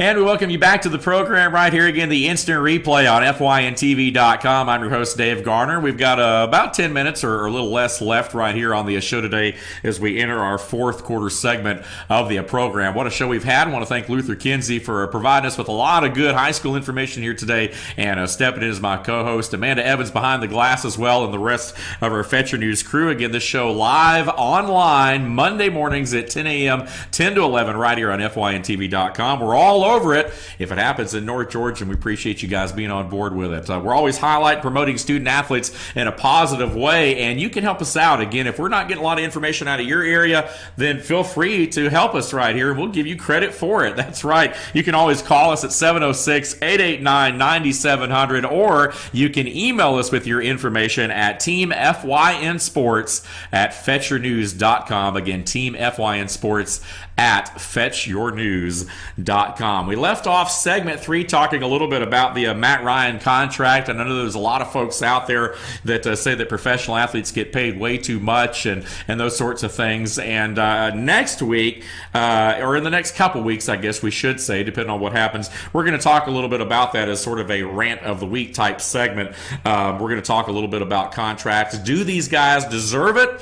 Or do they not? Are professional athletes athletes paid too much. You've heard college athletes. There's the big debate about whether or not college athletes should be paid and so forth. And so there's these debates that ramble on, and folks are typically on one side or the other. There's not a lot of folks that are on the fence about that, and so that's going to lead us to some future good rants of the week right here on the Instant Replay. But speaking of, we do have a rant of the week this week, and we also left off talking in the last segment about the Atlanta United taking on Orlando City Sunday night in Orlando, and at the conclusion of that game, or in the waning minutes, I guess I should say, of that ball game, upset fans tossed beer bottles and other objects onto the field and at Atlanta United players in the final moments of Sunday's match after a no call. Now, if you look at the replay there, it does look like the guy kind of took a dive. He was trying to draw a foul to get a free kick towards the end of that game. He was very livid about not getting the call, was issued a yellow card,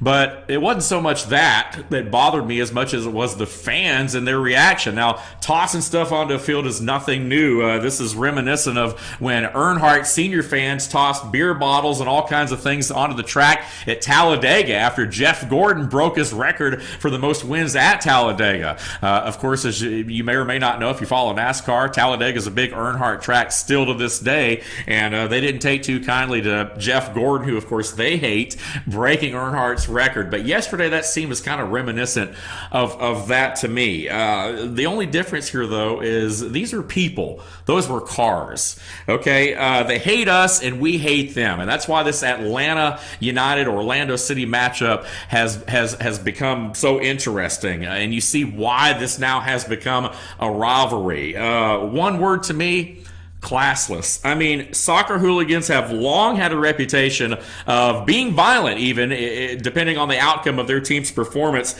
But this is Orlando, folks. This is a city that embraces so many different cultures and so many different kinds of people, but yet they can't embrace good sportsmanship. It just doesn't really make a lot of sense to me that fans would react the way they would, especially for an MLS matchup. You know, you hear about all these things happening overseas and South America and different parts of the world where folks get killed, you know, and things like that. But right here in the United States, we have our own set of soccer hooligans, and they're called the Orlando City Soccer fans. Unbelievable was the scene there yesterday, and that is my rant of the week. Okay, so we've talked a little bit about some coaching changes. We've talked about a lot of different things here today. A lot of great high school sports towards the front end of this program here today. Let's talk in the final minutes that we have about the best of the rest, which is our national sports update. We'll fly through it. How many folks this weekend saw the PGA Players Championship? Man, what a tournament it was. Webb Simpson goes minus 18 for the win. Tiger shot well. Attention is coming back with a superstar in the lineup. That's not to take away from stars like Jordan Spieth and you know, Bubba Watson, some of those guys, but anytime Tiger is in the lineup, it's just different. It just is. So it was great to see Tiger play well. I think he finished tied for 11th overall. But Webb Simpson, man, 18 under par. What a performance right there. Not a course record. Well off, I believe, Nicklaus's Players Championship record, but still Simpson with his with a good tournament there. Hadn't won, I believe, since 2012 or so. So a big win. NBA playoffs. Celtics over Cavs in Game 1. I think that's going to be a great series. I'd be surprised if the thing doesn't go 7. Warriors, Rockets squaring off earlier in the week as well. I think that's going to be a good series that could very well go back and forth. If you follow the NBA, I think you're in for a couple of good series. I don't see a sweep either way here like we saw a series before, but at the end of the day, I still think, I could be wrong, a lot of folks think it could be Rockets Celtics. I still feel like we're looking at Cavs Warriors 4, sequel of a sequel of a sequel here, but we'll wait and see how it goes. NASCAR, speaking of, Kevin Harvick wins again. He won at Dover last week and he wins at Kansas this weekend. His 5th win of the young season. Kyle Busch, though, still remarkably a face of consistency, still leading the Cup standings right now in NASCAR, and that is a look at some of our national headlines right here on the Instant Replay. What a show it's been. As I told you guys early in the show, what we're going to do over the next couple weeks is really dive more into the football season leading up to kickoff in August. But we're going to take a look at the schedules. We're going to dive into those on a more week-to-week basis. take a look at a school or two, take a look at some of the highlighted matchups that we'll see throughout the year. And of course, next week right here on the program, we will have a recap of some of the spring football games for you that took place, or that are taking place, I guess, towards the end of this week. And we're excited about that. So we've had a great show for you today. We also talked a little bit about track and field. Congratulations once again to Olivia Moore, the 4A state pole vault champion from Pickens High School. She is headed to Georgia Tech, and just what an effort there. 13 feet 7 inches. That is a state championship record, and also second all-time Georgia outdoor competition as well. So wow, I mean, just wow is all you can say there. We focused earlier in the show on the Dawson County soccer program, the adversity that they went through, especially the Lady Tigers this year with the loss of their coach right at the beginning of the school year, and also one of their top players as well, and Grace Shear, who tragically passed away. So again, our team of the week, if you will, is those Dawson County Lady Tiger